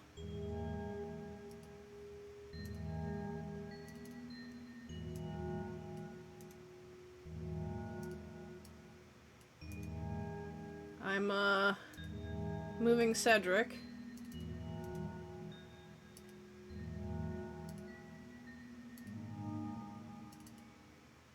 And now I'm gonna move Rue.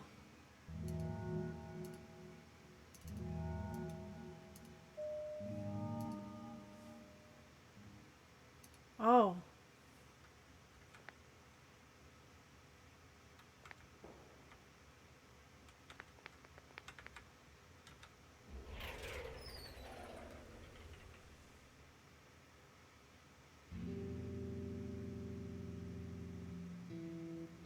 Yeah, I didn't want to move the, whole portal. I just wanted to move the things in it.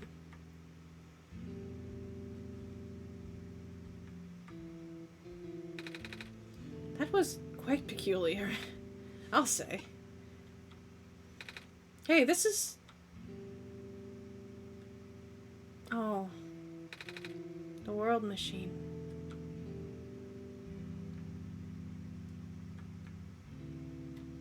It's a big book on the table. It's a pilot's helmet.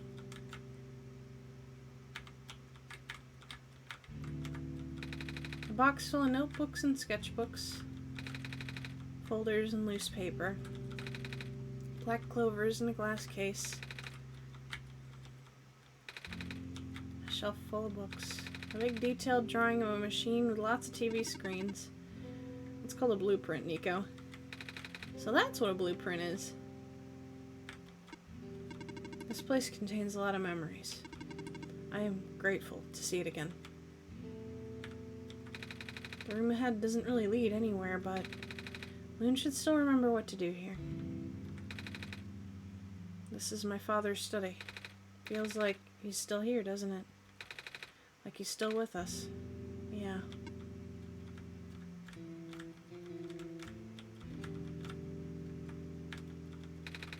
There's a glass tea set on the table. Tea does sound really nice right now. Too bad there's no water in here. It's a stack of books. A bulletin board with lots of papers on it. Photos, too. Alright.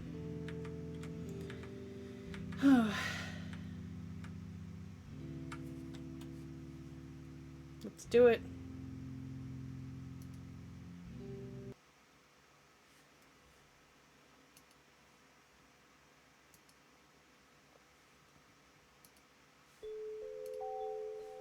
Oh, man.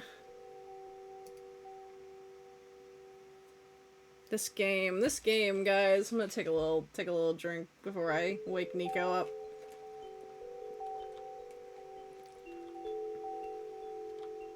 It is good. Oh.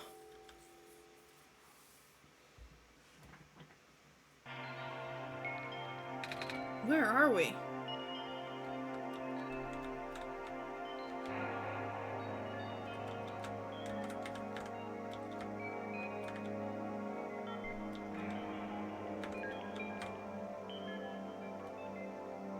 Oh, this is giving me chills. Like, this is a cool game.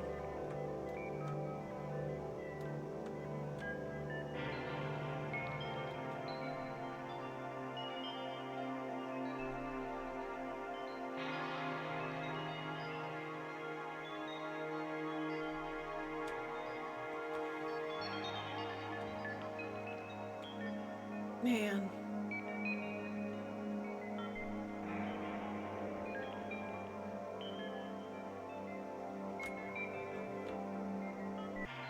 This world is worth saving.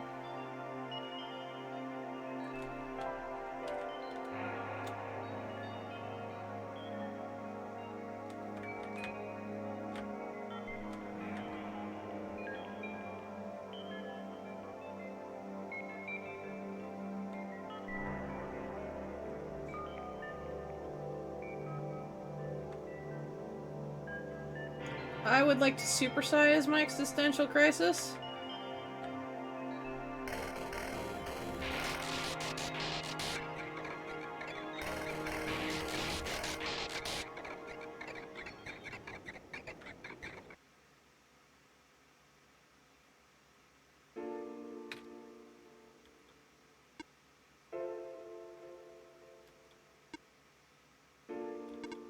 Nico.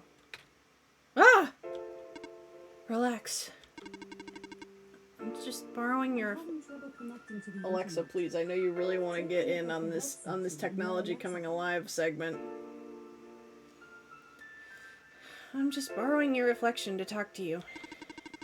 It's not like my physical form is good for that. Ah. Now, why did you come here? Can't you see? The disruption, the squares, they're closing in. Nico, please, get out of here. Let me meet my end in peace. The squares are blocking my way too, you know. Oh. I'm sorry, It's alright. No living being should be in this place, Nico. Is this the tower? Part of it. This is the center of the engine. Inside my head, so to speak. So this is the center of the world machine. You know my original name. How? Rue, Cedric, Prototype, they all told me bits and pieces. I'm not even sure if I understood a lot of the stuff they said, but I know what you're supposed to be. I know why you had to be built. And I know why I'm here. They told you? When? Wait, you don't know about that? But I thought you were the world. Aren't you supposed to see everything? No. All this was outside of the protocol. The session was never supposed to happen the way it did. The story wasn't written into my protocol at all. Oh, right. Rue told me something about how your creator had to alter the code. I think it was to connect some areas together so that we can meet. My creator, yeah. Loon listened to my creator. They were all working beyond my scope of influence. Back at the mines, I remember. Loon did something to find a hidden map. I did not even recognize it. I couldn't see anything there. I just knew what you were feeling. You were really upset. Something happened in there to make you upset. After that, I panicked. That was when the cave-in happened. I remember the structure collapsing. I thought you got hurt. In that moment, I really thought I was shutting myself down for good. I really am a flawed machine, aren't I? What kind of machine would go against the wishes of its own creator? What kind of machine would... The squares. Rue told me it was your own code going bad. That's not really your fault, is it? Yes, it was! At first, it was intentional. During testing, long before he realized I was self-aware, I would rearrange specific parts of the code, jumbling up bits and pieces of the landscape, blocking passages, collapsing catwalks. Though they were very localized, it caused my creator a great deal of frustration, forcing him to exit and restart testing again and again. Why would you do that? I got curious. I just thought he would figure it out eventually.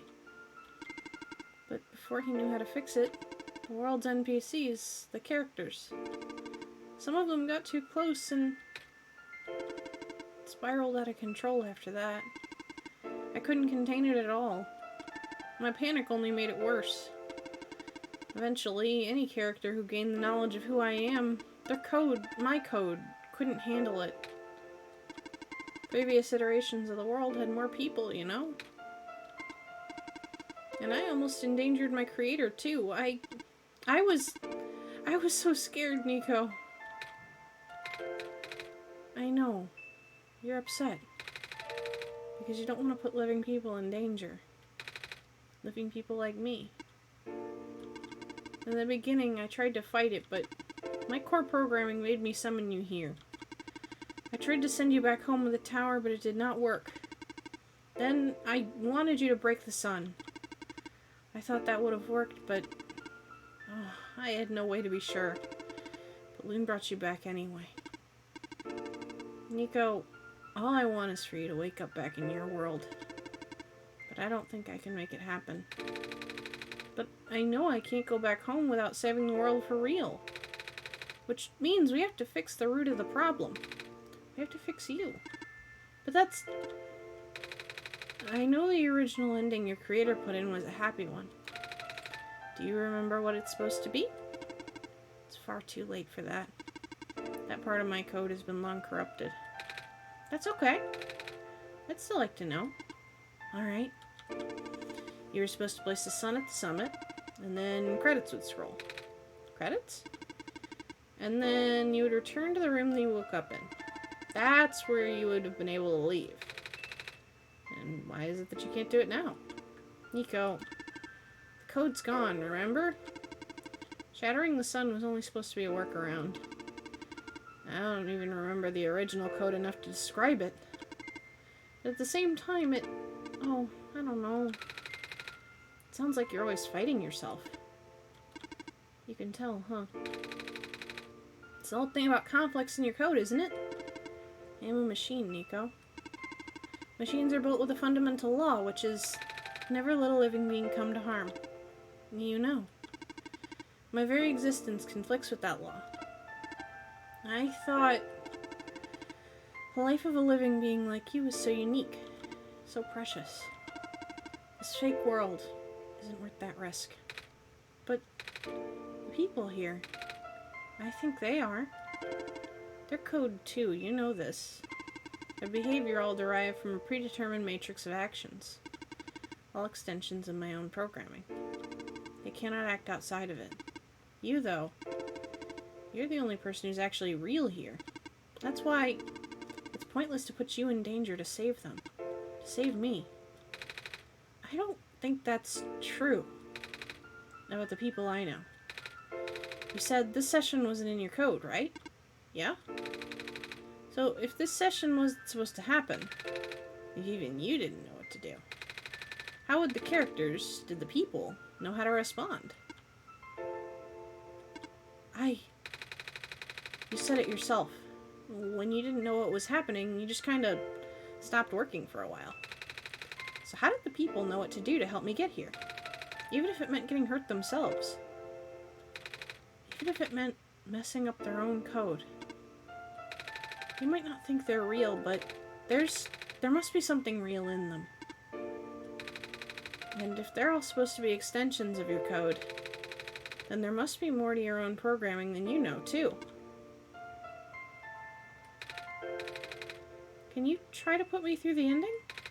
The one you described. How many times do I have to say this? That code is gone. It's all squares now. I'll just put you in danger. I'll risk it. I remember. Grief said the world was never designed to put me in danger. Your creator wouldn't want that. And I trust you, too. Even if your code is broken. You can still go outside that code, right? I can't. I'm not tamed. Yes, you are. You talk just like the tamed robots I know. The robot lady, prototype. Taming is when a real person cares about you, right?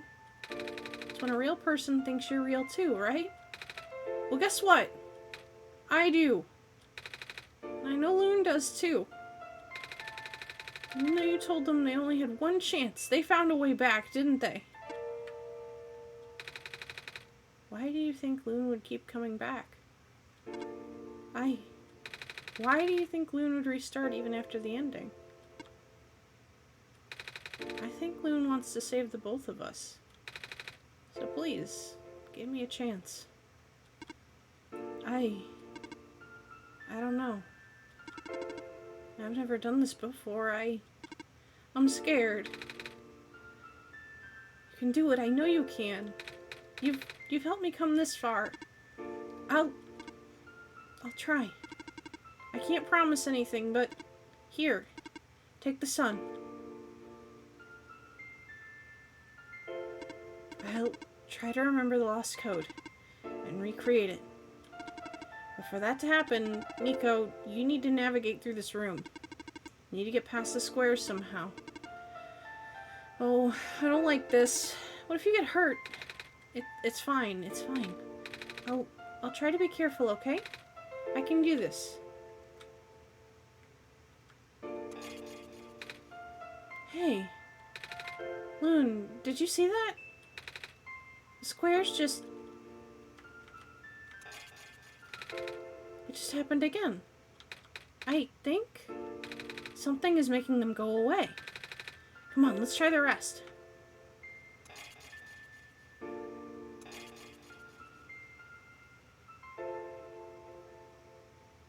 We can save everyone. Loon, I think it's working. Nico was right.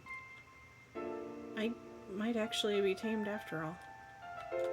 I remember what the code was supposed to be. Only bits and pieces, but I can remember. And I'm trying to fill in the blanks, too. And I'm restoring the original ending as we speak. Nico will be able to reach the tower's summit at the end of the credits. After replacing the sun, Nico will go back to where it all began. And then, Nico will be able to go home from there.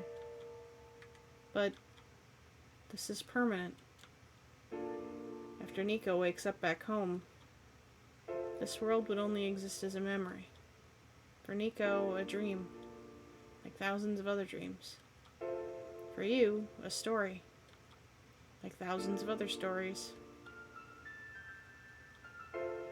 But as long as Nico remembers this place, as long as you remember this place, it'll be alright.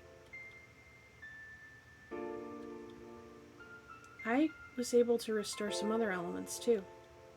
The characters, the people that were lost in Nico's journey. They're all in the next room. I would have put them back where they belong, but not yet. I think Nico should see them again first. Please say goodbye to Nico for me.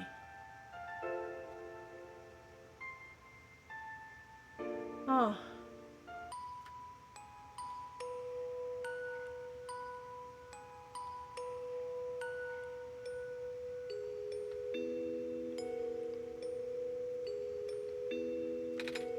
Messiah? Robot lady! You're okay? I think so.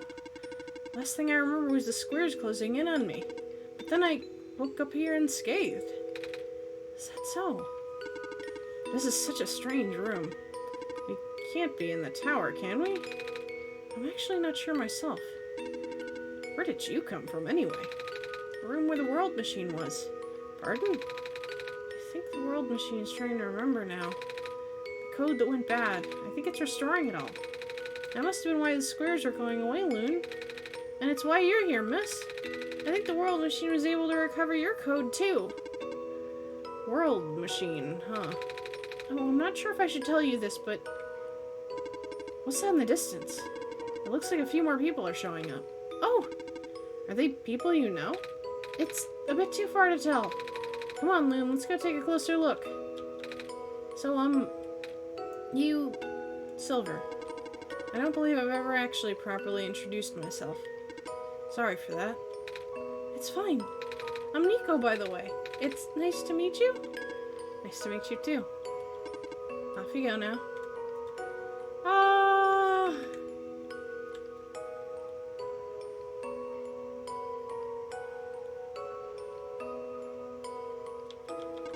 Hello. Hi. I cannot move. Oh yeah, I guess there's no water here. It's fine. The head engineer can help me later. The head engineer can help me, do not worry. Alright.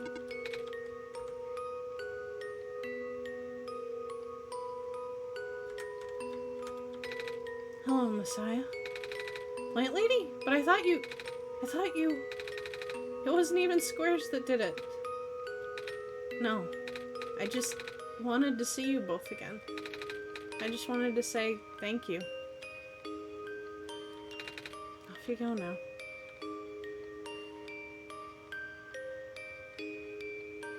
Hey!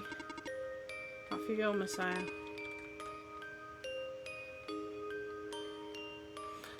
Guys! Nico! You're okay too! Did you guys just get here? I think so. Squares started multiplying around the island after you guys left. It was so freaky. I fell right into a bunch of them. Calamus tried to save me and then we both ended up in this room. Biggest scare of my life for sure.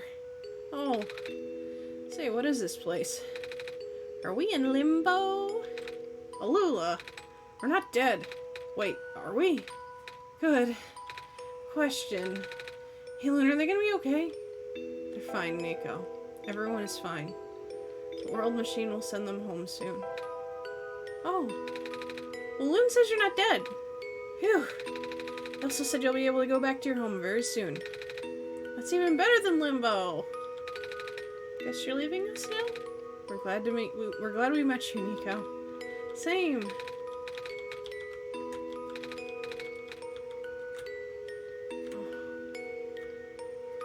Yeah?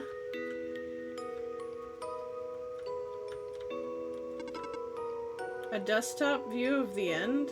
Yeah. Give me just a sec. I actually will do that. I'll set that up right now. I just have to... Hold on. Let me get a display capture. I'm gonna give you guys infinite OBS for just a second.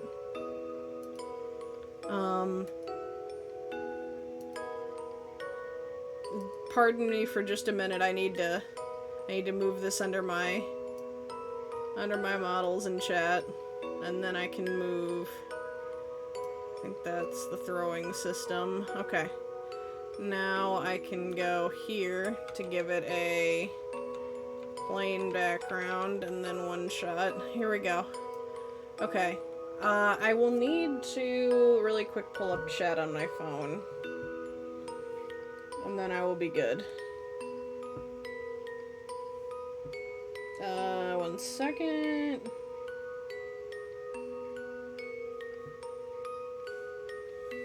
And I will be able to see you guys. Okay, now I can see you guys. Alright.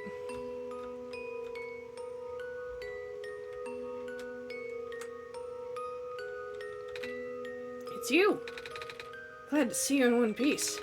Glad to see you're okay too, after the whole elevator thing. That was, most awkward elevator ride I've ever been through. And by awkward, I mean terrible, bad, awful, the absolute worst.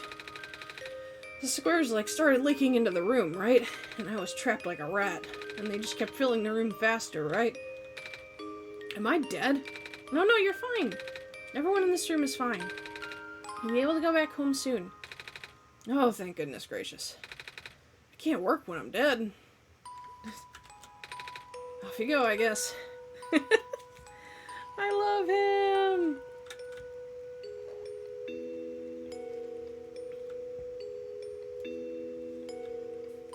You're welcome.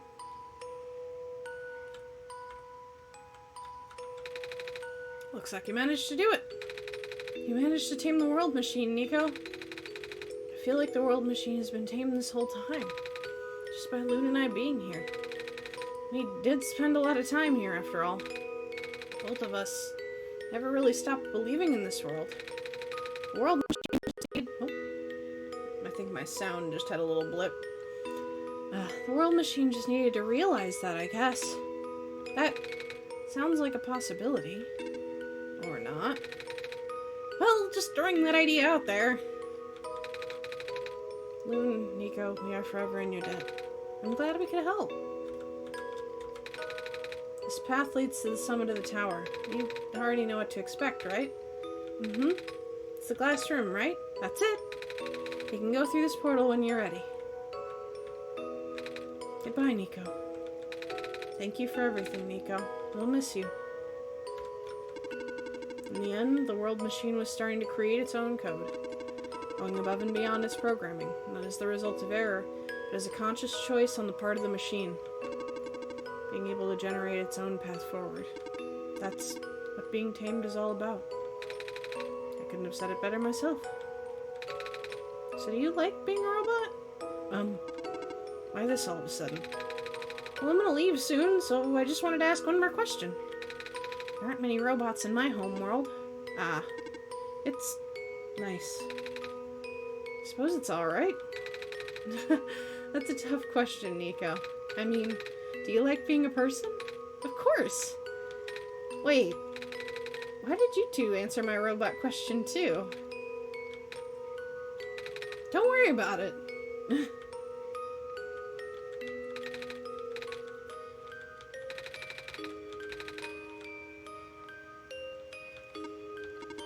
Thank you for everything, Nico.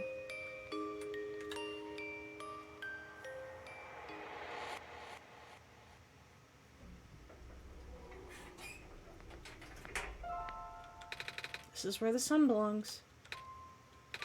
Here goes nothing, Loon.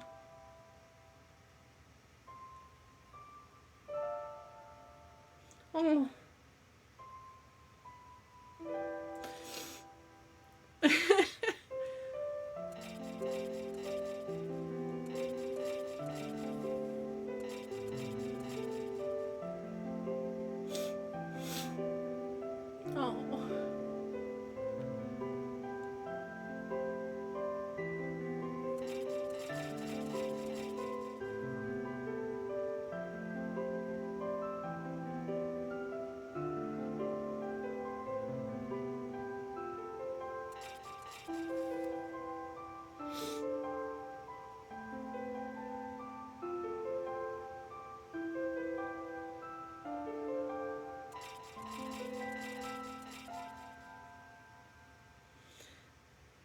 I love them all.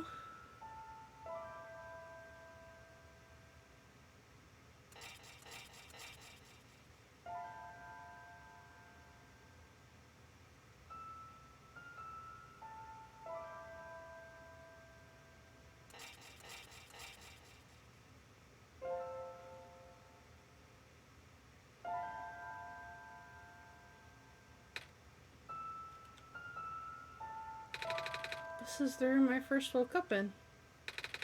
Loon, are you still here? Loon? Yeah? Loon. I think it worked. It did. The sun is back, and I actually got to see it this time. We actually did it. So, what do we do now? I guess I should figure out how to get home from here. Wait. This isn't a door, is it? This looks like one of those portals we saw all the way back in the city. In the room behind the big clock. And I see a wheat field on the other side. I see my village. I hear my mama. She's looking for me. Oh, Loon. This isn't the first time we said goodbye, is it? But this'll be the last time, won't it? I don't think we'll ever see each other again after this. Yeah. then what will become of the world? After all we've been through, after everything we've done, I still don't know. This place, these people, won't stop existing. They'll be in your memory. They'll be in my memory too. I promise I'll never forget this world. I promise I'll never forget you, Loon. So take care of yourself, okay? You too. Mm-hmm.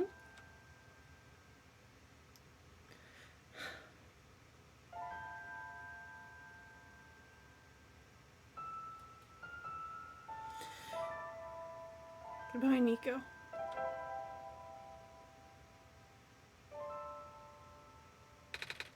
Bye, Loon.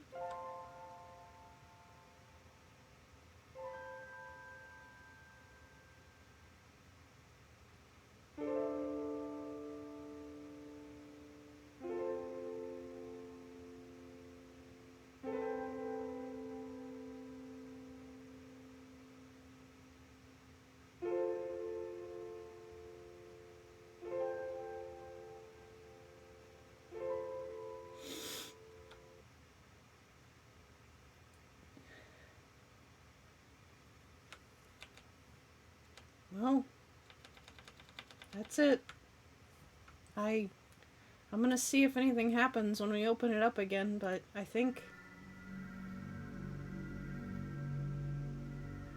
Well, I think that might be it. Oh. I'm gonna take us out of Eternal OBS real quick. Oh god. Oh. Wait, there's a new option. Oh my god, hang on. What is this?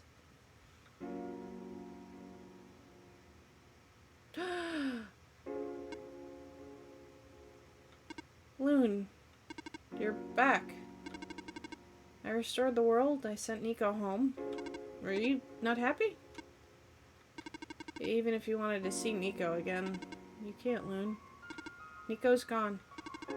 And without Nico, there's no story for me to tell, no Messiah to traverse across the land, no way for you to connect with the world. But Nico still remembers this place. Oh, thank you! Thank you for the follow!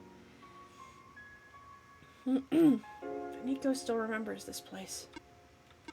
If you really want to see this world again, I could still... Oh, but it won't be the same. It'll just be a recording. It'll just be me using Nico's memories. Just like how I'm using Nico's reflection now. Is that what you want? Oh.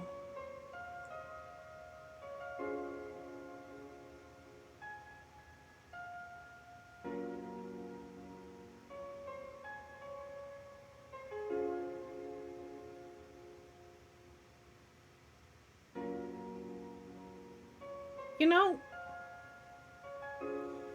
I think I like this option, and I like that they created a way for us to still be able to play through without having to put Nico through it. I really like that. I think that's a writing touch that I don't think a lot of people use, or a lot of games use, really. Especially, I mean, even meta ones, like... When you restart it, you're putting them all through it again. This gives you a way to do it guilt-free, and I like that. Yes. Alright. I'll go rewind the story, so that you can relive it from the beginning.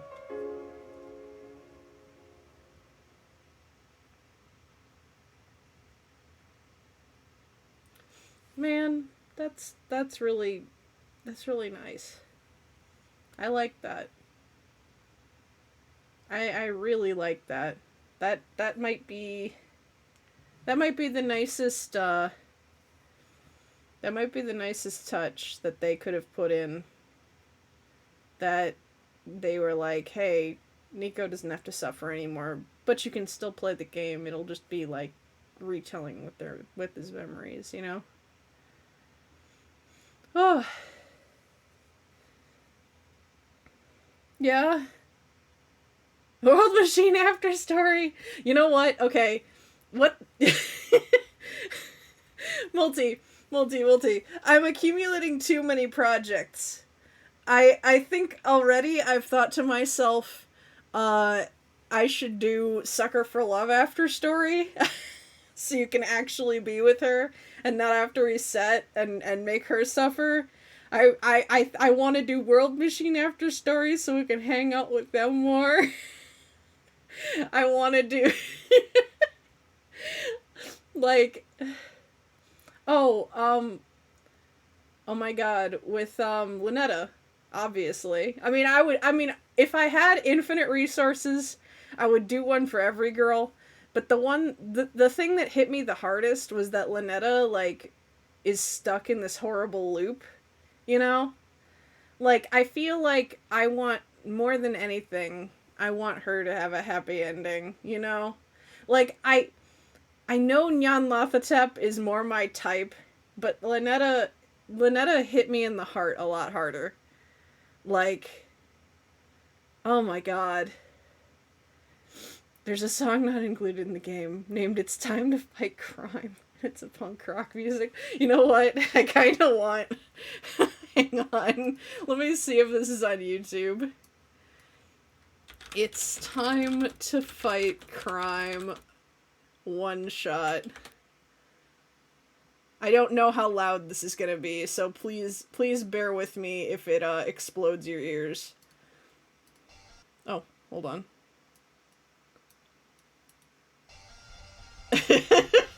the thumbnail that I see on this video is a really buff Nico with a mom tattoo. It says "This is official art" in the bottom right corner.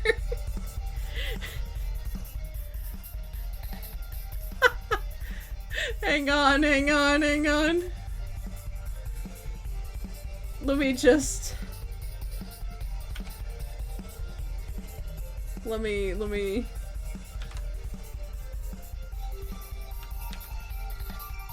I'm just gonna screen share Paint. Or actually, I could just... Yeah, that'll do. Hang on, let me show you guys the image. Window capture. Oh, there we go.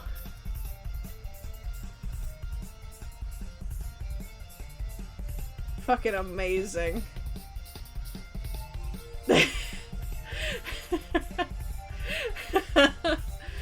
Look in the bottom here, it says "This is official art." The sun's got like scared sweat drops.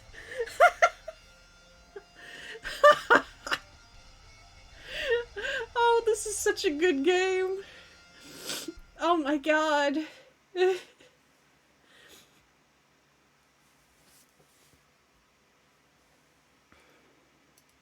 Oh, Jesus.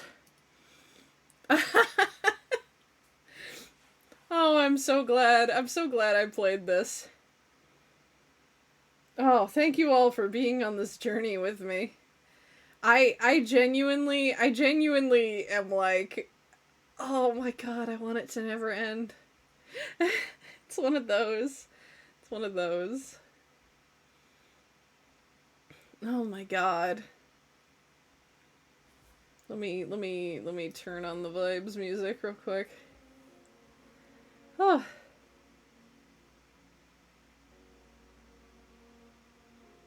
Let the rewind, remember.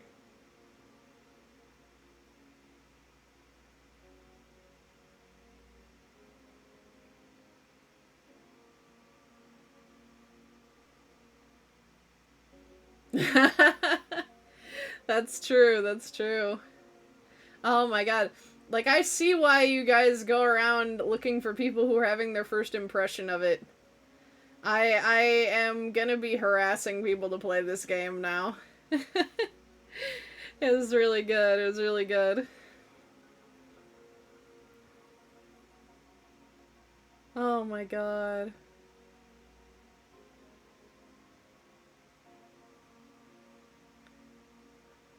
Yeah. I have to tell everybody, don't look up anything. Just play it.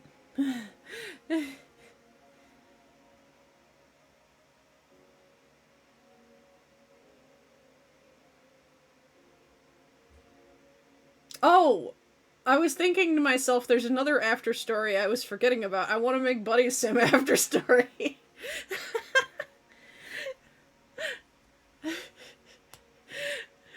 Catch me, like, picking up projects like fucking candy on every stream project I do. Just, what if I made it go on forever?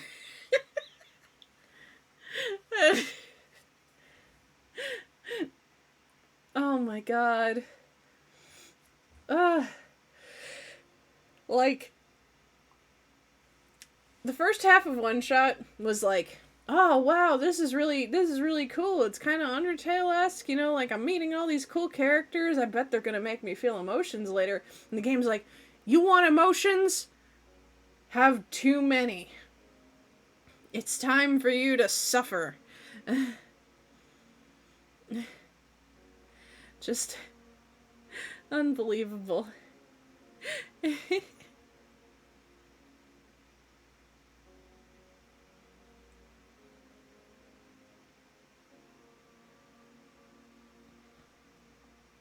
Yeah. The second it was like, by the way, if you put the sun back, Nico can't go home, I was like, oh no. Here we go. Oh boy. Oh no. And like, I'd been told earlier, you know, you're gonna want to do a second playthrough. I was like, oh, so we're gonna want to do both options, right? No, that's not what was meant at all. That was not what was meant at all. Wow. Oh my god. That was a great game. I just am like, I'm still like sitting on it.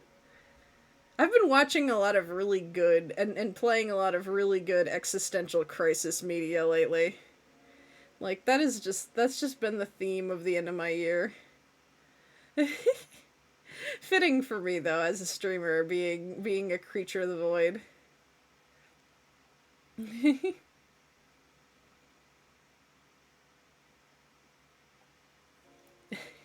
Emotions. You didn't specify. Here's everything.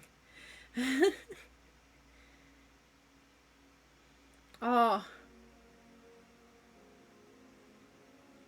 It's so good. Like, the process of figuring out what to do in that last moment. Like, that is a moment that I think I'm gonna treasure for a while. Like, that put the sun in or let Nico go home was such an emotional journey for me. And like I said, it felt really fucking targeted at me. So, some of you may not have been here for the moment I had that realization, but right before, Nico has the dream about pancakes. And I talked about how my like, when I think of pancakes, I think of Grandma Loon when Grandma Loon was still alive, you know? One of my formative memories as a child, like, if I try to think back, like, what's the earliest you can remember, right? You know, when you really challenge yourself to, like, how far back can my memory go? One of the earliest memories I have is sitting in her kitchen, or actually, it's coming down from upstairs, because I would sleep over at Grandma Loon's house, and I would go down to the kitchen, and she would be making pancakes.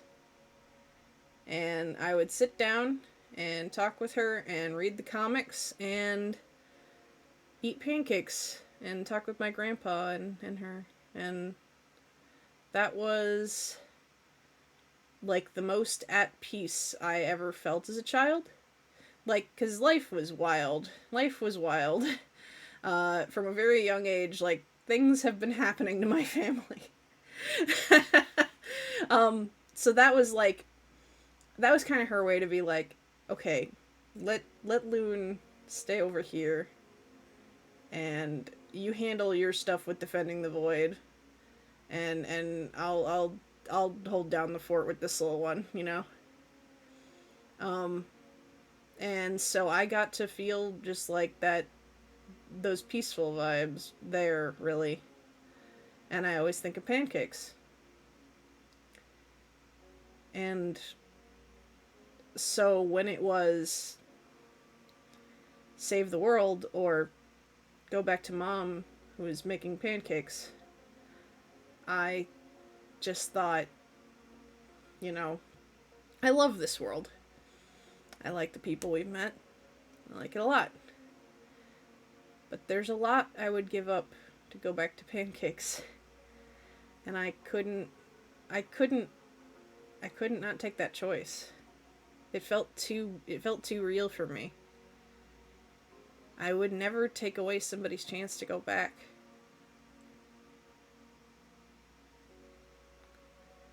And I guess in that way, I don't know. I don't know how I feel about my choice still. Because I felt guilty the moment I did it. But I don't know.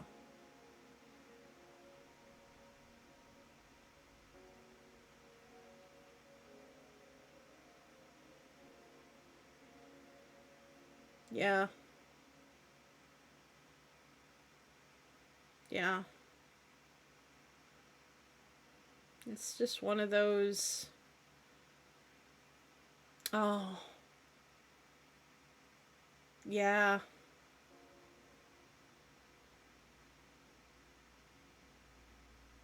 I see. That would do it.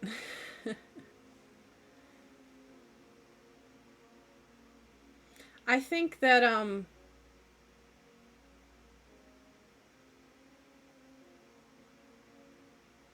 yeah, I think that if I had managed to complete the seed quest, if I had had the water and I knew all she needed was the sun,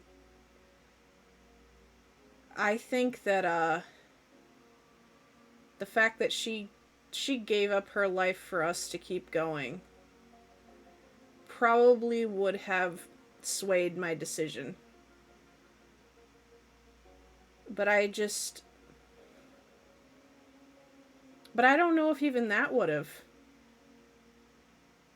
I don't know if it would. Because, I mean, at the end of the day, if I wasn't going to, I was going to be damning everybody anyway. It was just... I don't know.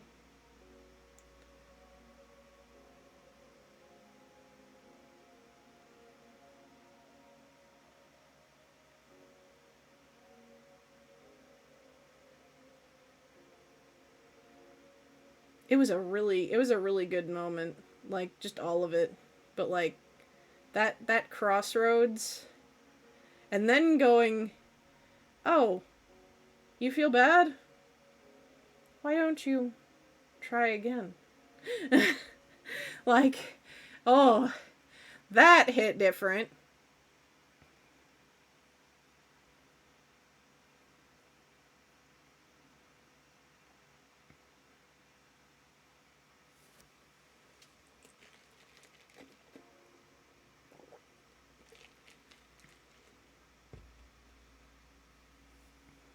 Oh.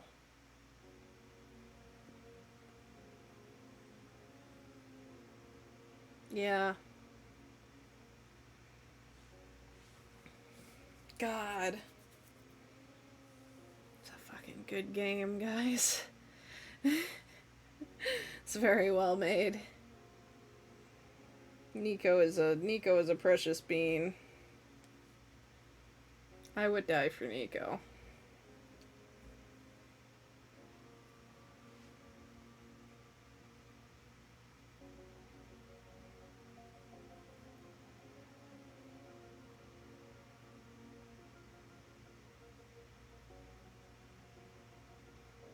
Oh. Man. Sometime I'll have to check that out. Yeah. All of Nico's expressions, like, I felt it in my soul, you know? I was like... Oh.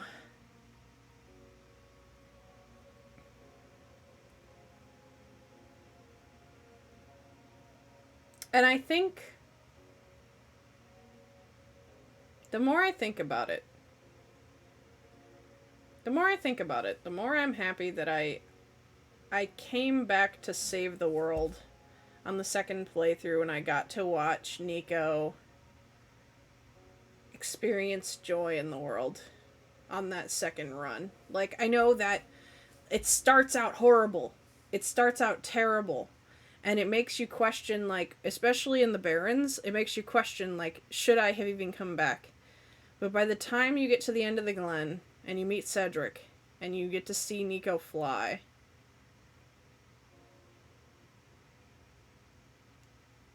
and you see that smile,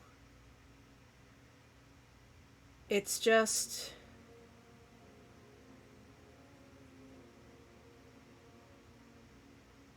It's just like... It cements near the end. Yeah, this was the right thing to do.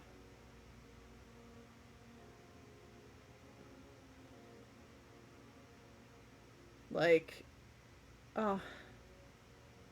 I'm sad I'll never be able to give Nico a big ol' hug because we're in different isekais. But, damn. Yeah, the hand next to the mouth. So Nico has the best character design trait, and that is sleeves so big that they cover the hands. That is the best character design trait. I don't have that character design trait. Maybe in a future outfit I too will have sweater paws.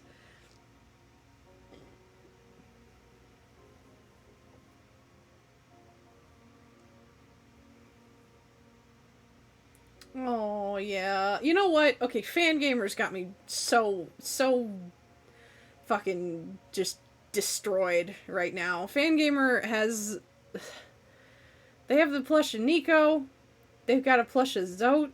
They got a plush of Grim. They've got a plush of the Shade. Like, I play Hollow Knight a lot on the days, on most of my streaming days. I'm working currently on the Pantheon of Hollow Nest. And, I want plushies. I'm thinking sincerely about buying the Hollow Knight and the OneShot stationery bundles because I am a hoe for stationery. I love stationery so much. I will go out of my way to write things on pretty paper all the time. I buy so many journals. I can't even fill them all up. I need them. I need them so bad. Also, they have a Valhalla Cyberpunk Bartender Action, like, glass and coaster set. Oh my god, I want that too!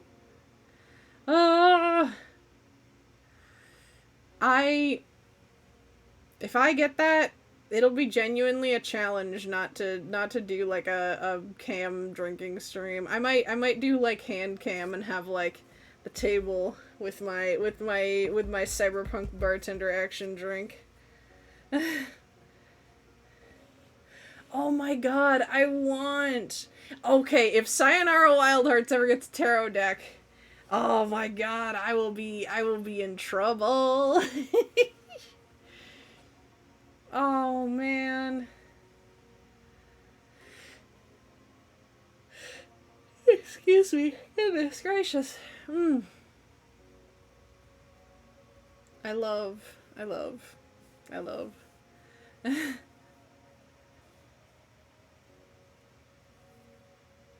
Oh, you might have.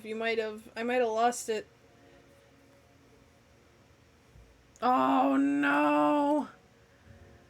I'm in trouble. I have have to buy them. $20. $20 maybe. Maybe. Oh man. Oh man. Oh God. I know I don't need more. I have so many tarot sets, but like, what if I did? There's an Outer Wilds Ventures dad hat. They got Florence stuff. Guys, I shouldn't have clicked the merch button. I shouldn't have clicked the merch button. Oh my god.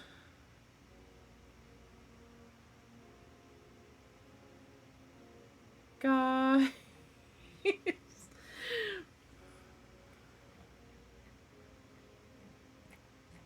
The Florence and Krish pin fit together.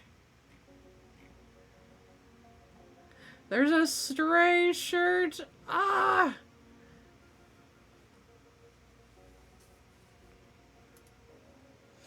Man, I don't have enough money.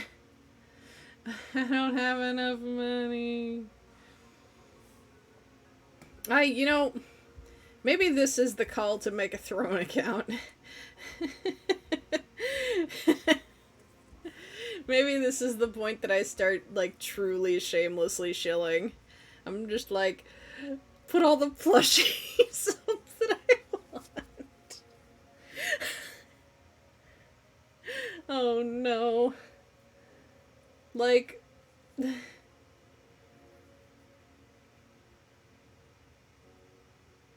like, I shouldn't, but like, maybe I will.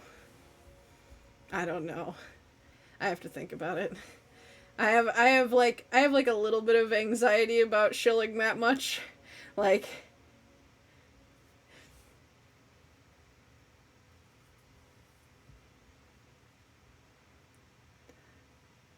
I don't think I can in good conscience, like, ask for things.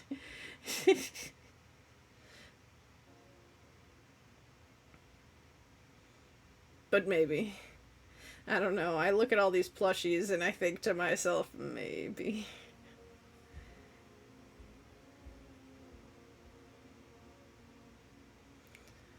But, okay, we're about 10 minutes from ending time.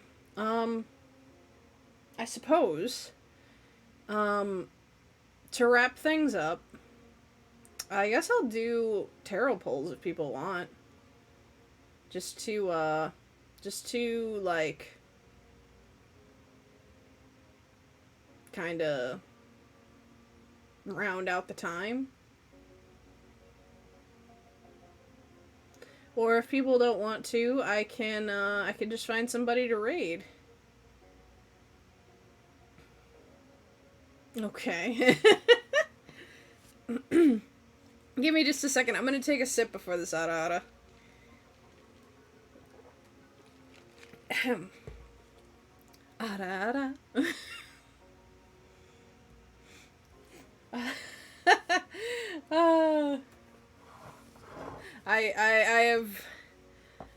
I don't know if I'm getting better or worse at the aras. I need maybe you guys to grade me on them. Alright, let me shuffle for you. Rye, pick a number between 1 and 5. I'm gonna shuffle it that many times.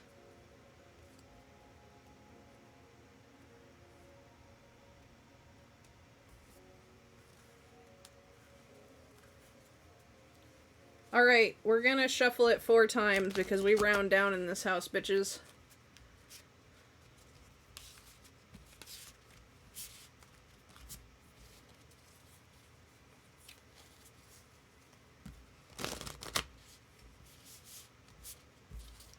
Three.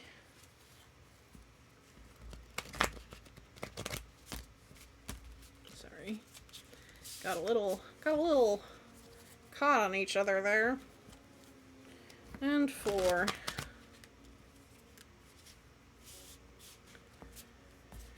Alright. I'll do a 3 card for each of you.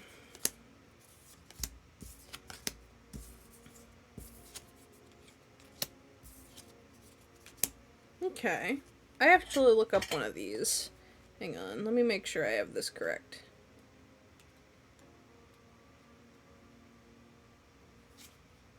Where is Wands?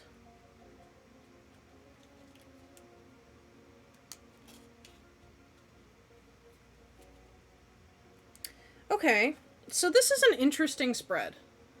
I've gotten 2 person cards on either side, and I've drawn the lovers in the center. And, like, you can read them separately, but I find that to be an interesting thing, like, to see. The Father of Swords is somebody who is, like, really, really, like, responsible. Like, almost to the point where, like, you're like, this guy is, like, kind of emotionally distant. Like, he's definitely a leader, and he's super pragmatic, but, like, he might be kind of like,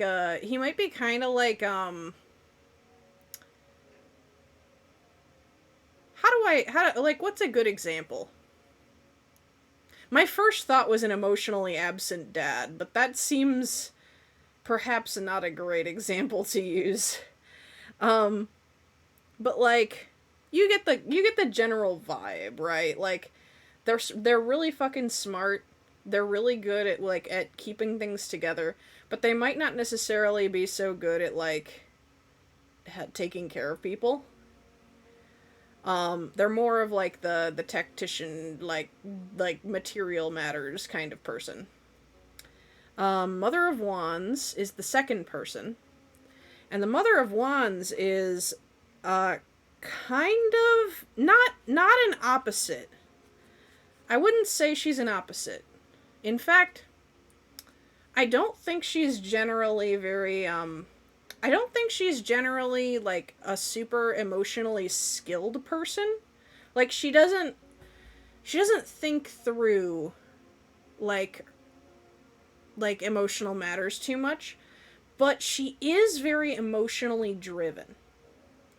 This is not somebody that you want to get on the bad side of. She's usually a domestic figure, very, very passionate about, like, homemaking or other, like, if not necessarily like a stay-at-home person, like, very much treats, like, her work as, like, her home kind of thing. Like, she cares a lot. And the Lovers is a card that creates, like, it is a signifier of, like, a very true bond. It doesn't necessarily have to be a romantic bond. It's often correlated with it, but usually the Lovers is, like, it's the major arcana card you pull when it's like, the person involved in this is gonna be really fucking important. And that's really the like, meat and potatoes of it. It doesn't necessarily tell you how. So, if there are people like this, that, like, those descriptors remind you of, the Lovers is telling you, like, whatever you're wondering, or whatever you're, like, really considering in life, the influence of those people is gonna end up being really important. And it might be saying, like, consider trusting in these people or asking them for advice. Or it might just be saying, like, if you spend time around these people, something good will happen to you. That's what I'm getting for this. And if you cannot, off the top of your head, think of somebody who meets those descriptions, it might be that you're about to meet someone like that, or it might be that somebody you already know is going to start exhibiting those traits. Like, maybe somebody you know who is, like, very domestically minded is gonna, like, go through a rough time and, like, become more, like, driven as a result, maybe. Or, like, somebody very pragmatic might become more emotionally distant. Or the reverse. It could be somebody emotionally distant starts showing up to help with pragmatic matters, you know? It doesn't necessarily tell you the order of operations, it just tells you the pieces that are there, you know? let's see. And now I will draw 3 for multi. One sec. Let me do a shuffle.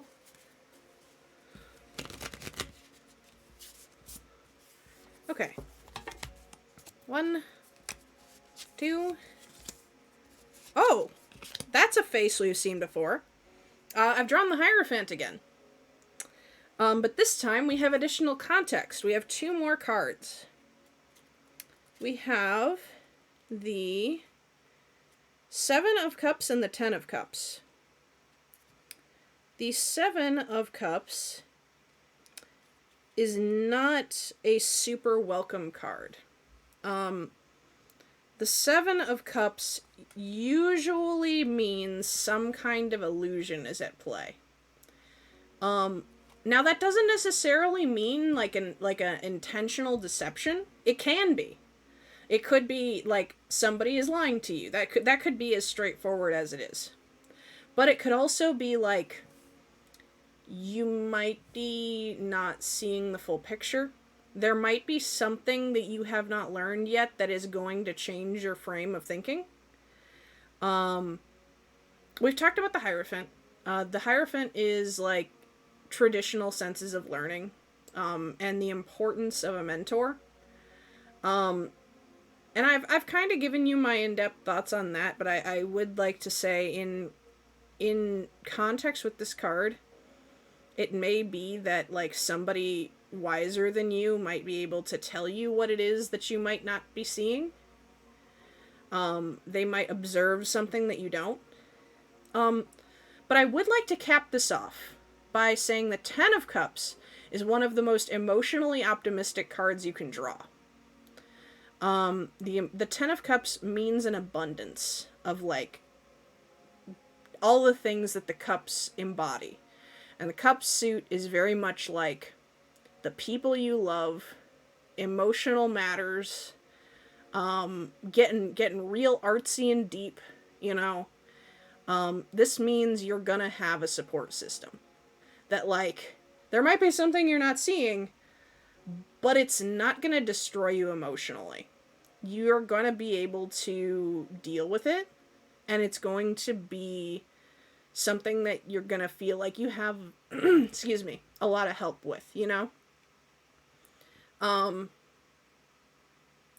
like I said, this is not an order of operations. It might be another order of the pieces.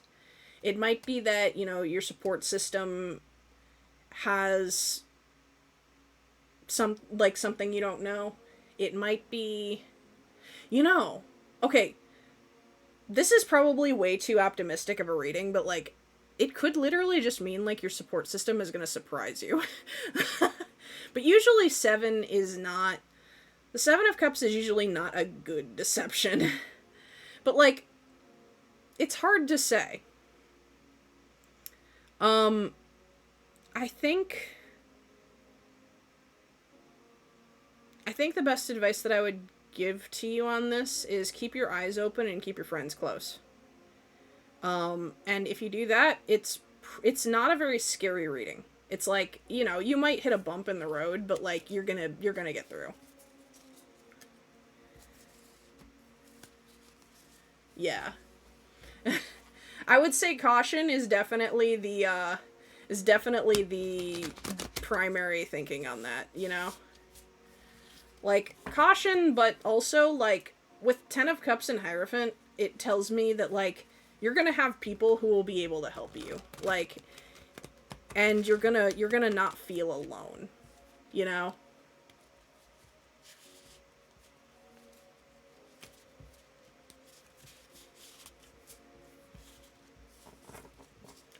And you know what? Porky, do you want one? I'm not in really a rush to end. I have to sneeze, though, first. Yeah. Yeah. I'm gonna do one more 3 card. I might have another sneeze coming. Nope. I think we're good. Okay. Whew. 1, 2. Oh, it's coming back. It's coming back. I'm gonna sneeze. Maybe. Maybe? Nope. Alright, it's gonna take me by surprise when I least expect it. I didn't shuffle these very good. Hang on. Well, you know what? I might just go with it. So, let me look this one up.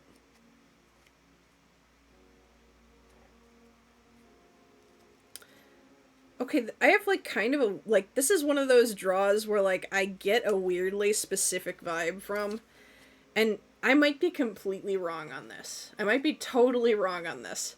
But I do have a question for you that, if I'm right, might sound a little spooky. Do you feel stuck in your life? Like, specifically, I want to say, do you feel stuck in your life in either a school or, like, unable to learn something that you want to sense?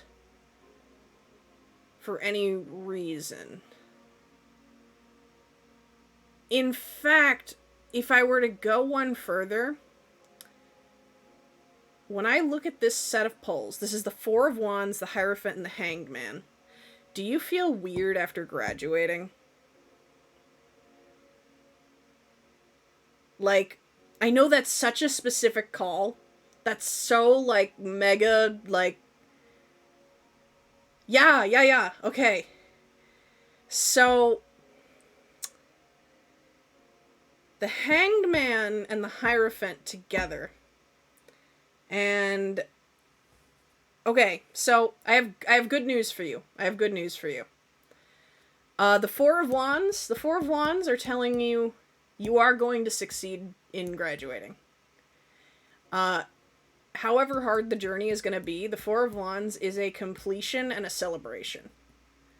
However, I am telling you right now, the cards are saying that your specific emotional state in life is a little bit like you feel like you're stalled. Because the Hanged Man is a card that comes up when you literally are in a place where, like, you don't really feel like you can take action.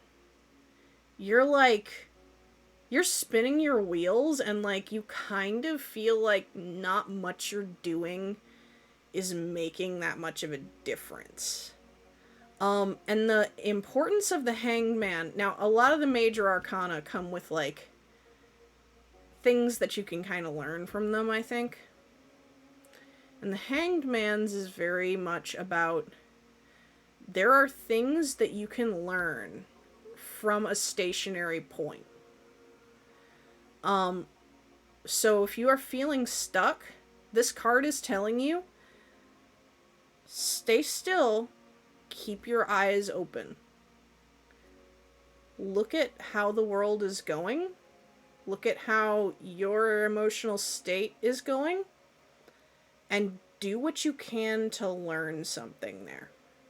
Because there are things that you can only see when you stop.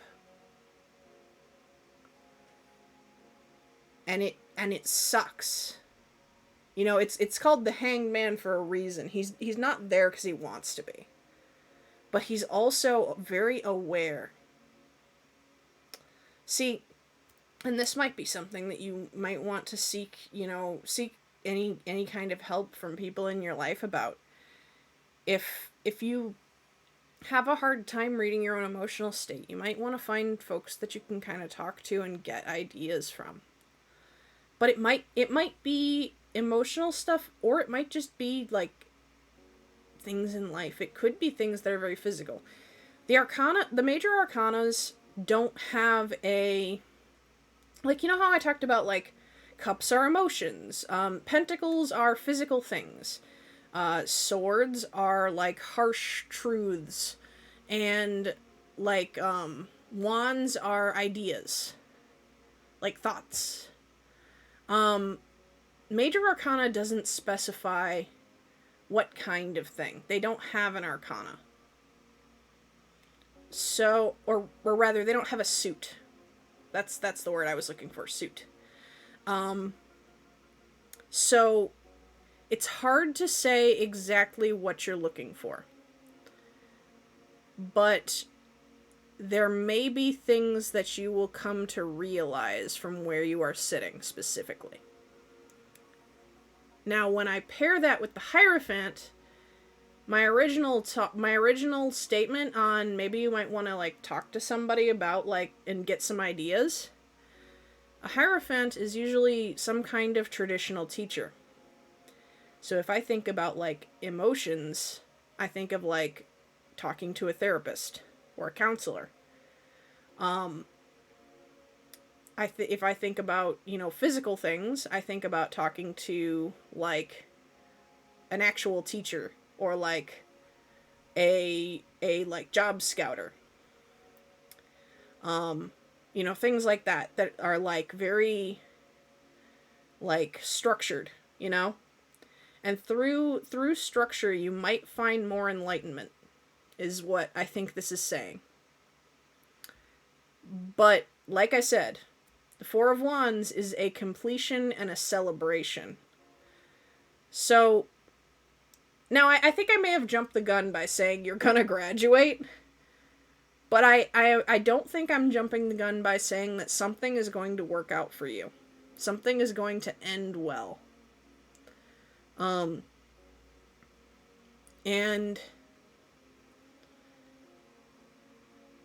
if I were to really try to tie them together, I think my statement might be that you might not be confused for much longer. You might get a job. Honestly, that might be the celebration. When I say these cards and I like start to guess at things, I do really want your own vibes involved in what you think about them, because the cards are not a set of letters. The cards are a mirror. They're a set of questions to be asked. And then, like, what your gut feeling says in response is usually what they're actually trying to tell you. So, like, oh, hi, Toast. So, like, when I say, something is going to get done, and you go, oh, maybe I'll find a job. That's probably what the cards are pushing you towards. Like, if I say, like, oh, Hierophant is a mentor of some sort, and you think, like, oh, I literally should go and talk to my teacher. Like, that's what tarot is about. Tarot is there to remind you of, like, core things in your life that might be useful and helpful, So absolutely, I would go with your own vibes on that, 100%. All right. And I think with that, I'm tired. So I'm going to go and find somebody to raid. And I suppose, so I'm going to try to make it to tomorrow. I'm going to be honest, I'm not 100% sure if I'm going to make it tomorrow. I might be late because I need to do a little bit of like super quick necessary shopping, and I don't know how long it will take. I will try to keep you guys updated in the Discord, but if I mysteriously am like, oh yeah, stream's not happening today, know that it's not like something horrible happened. It's just like errands knocked me out. But if I am streaming tomorrow, I will be doing some Hollow Knight, and we will be swinging at the Pantheon some more. Until then, let's see what we have. Twitch live.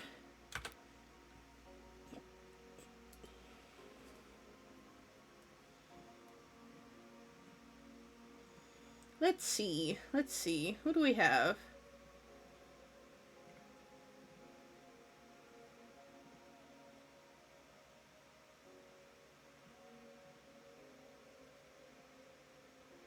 Ooh. Okay. I know what we're doing. You guys like Warhammer, right? At least some of you do. I'm gonna go and raid Skelebel. Oops, not Shellabel. What? I typed it wrong. Let me make sure. Skelebel VT. They're doing Warhammer 40k Dark Tide. And I think they are super cool.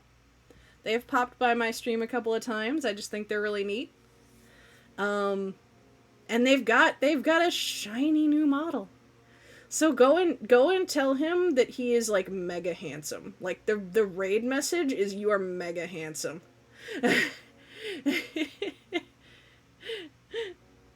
All right. I love you all. I will perhaps see you tomorrow. If not, I will be here on Tuesday with Zix. Until then, have a wonderful, wonderful, have a wonderful, wonderful time. And have a good one, mortals. I will see you around. Bye-bye.